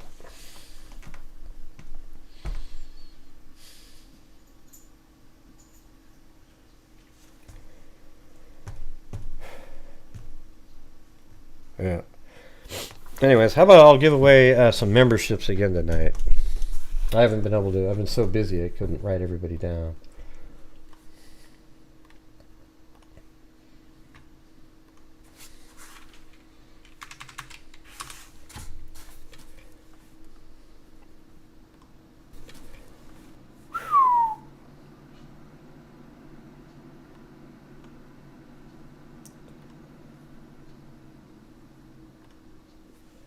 And here we go.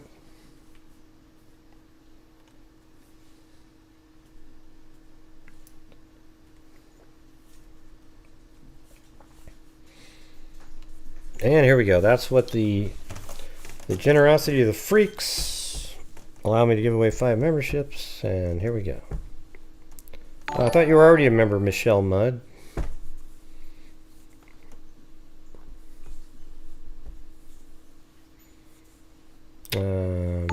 I thought you were already a member, Art with Chrissy.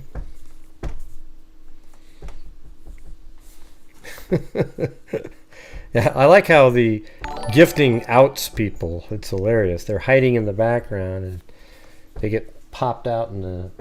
It's hilarious.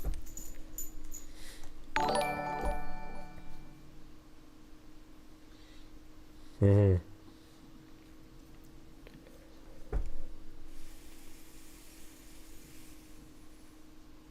Oh. Anyways, I think tonight was productive. I wanted to do more phone stuff, but I started so late.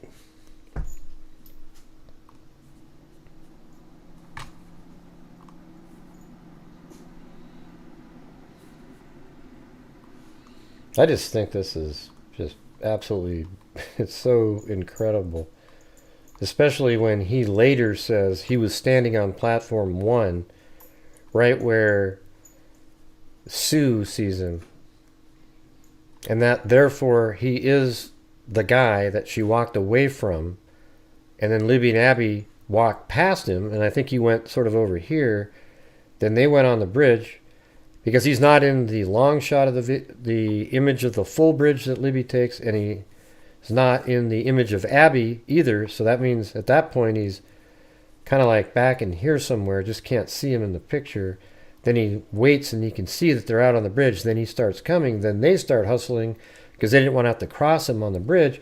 They go to the other side and they just get getting nervous and more nervous and more nervous and more nervous as he kept getting closer and closer and closer.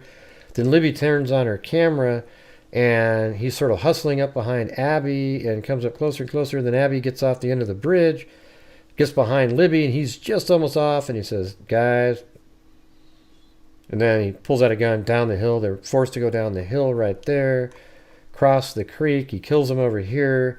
He's with them for a long time, like an hour and a half. Then he comes up this direction, and he's seen Muddy Bloody at 357 walking this way, goes back to the car that he parked at the abandoned CPS building, and admitted that he parked the car at the abandoned CPS building at around 1:30, and then went to the bridge where he passed 3 girls that said that they saw him here, and he missed seeing those same 3 girls. Man, he's toast. you just have to keep going over this stuff, and then you just know it. I have no doubt in my mind that Richard Allen is the bridge guy. He is the guy on the bridge. Anyways, thank you guys very much for being here. I can tell I've lost your interest. So thank you very much to Kubi, Melissa South, Eugenie, Kathy Chapin, Melissa South, Julia C., Phony Pin, Incognito Society, Danielle, Christy Kazi, I think, Cindy Leon, Holly G., Christy Kazi, Great Carter, N for You, Melissa South, Travelin' Teresa, Your Gypsy, PK and Bit, Robin, Norma Jean Doyle, Cindy J, and then Travelin' Teresa with a cat eye, Cindy Leon, Tyler Hackner, Melissa South, Nicole B, Holly G, Wendy Peppercorn, EI Rule, American Lady, Robin, Renee, Senzes, I don't know how to say that, Lily, Snarky Cinderella, Tawny Lee, Nicole B, American Lady, Kathy Chapin, Kit Kat, Case Crack, Olivia, California, or Canadian, Olivia, Melissa South, Matthew Ludovico, and then me. I gifted 5 memberships, and Melissa South. Awesome. I think there must have been some, we got some new members tonight too. I don't see them in here,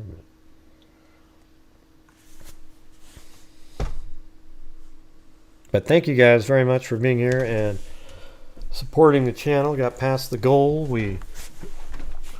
I think it was a pretty interesting night. What do you guys think?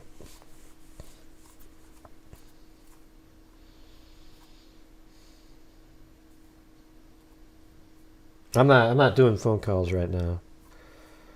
The phone calls are over. I've already hung up on it. Sorry. Got to be here when they're available.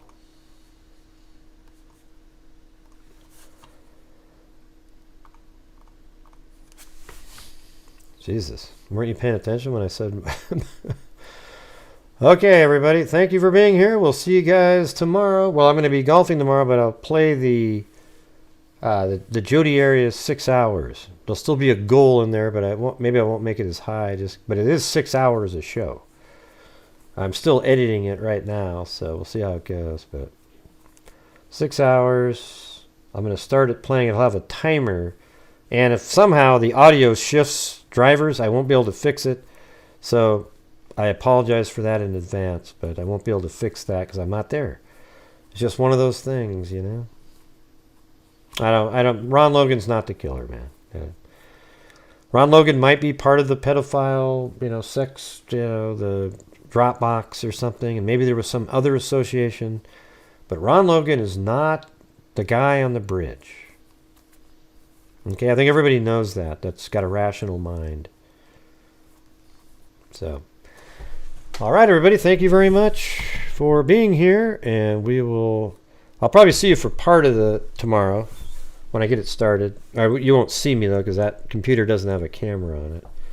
But thank you all very much. We'll see you tomorrow. And as I always say, everybody, until next time, be safe out there. And a 1 and a 2 and a 3 and a 4 and a 5. Yeah, I've been doing this true crime thing for quite a while now. And during this whole time, I have not seen one person. I was in jail, wasn't I? A crime dissector, plug rejector. I'm a certified human lie detector. Gonna get ya on a stretcher if you try and play me like an old projector. Crime sector is my nectar. Professor Grego's gonna give another lecture. Crime collector, freak connector, and I'm always gonna be a pup protector. Fool deflector, interceptor, and I'm meaner than a specter with a vector on his pector. With all respect, y'all, just Just remember I've a temple fucking checked ya.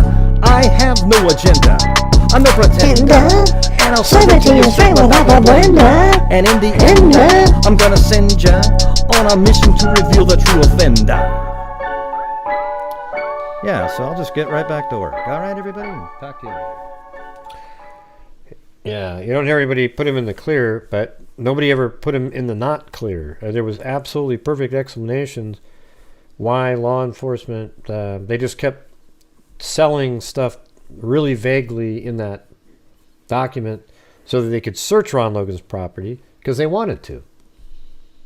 But they never found a damn thing. If they had found one shred of evidence at his property, he would have been arrested a long time ago.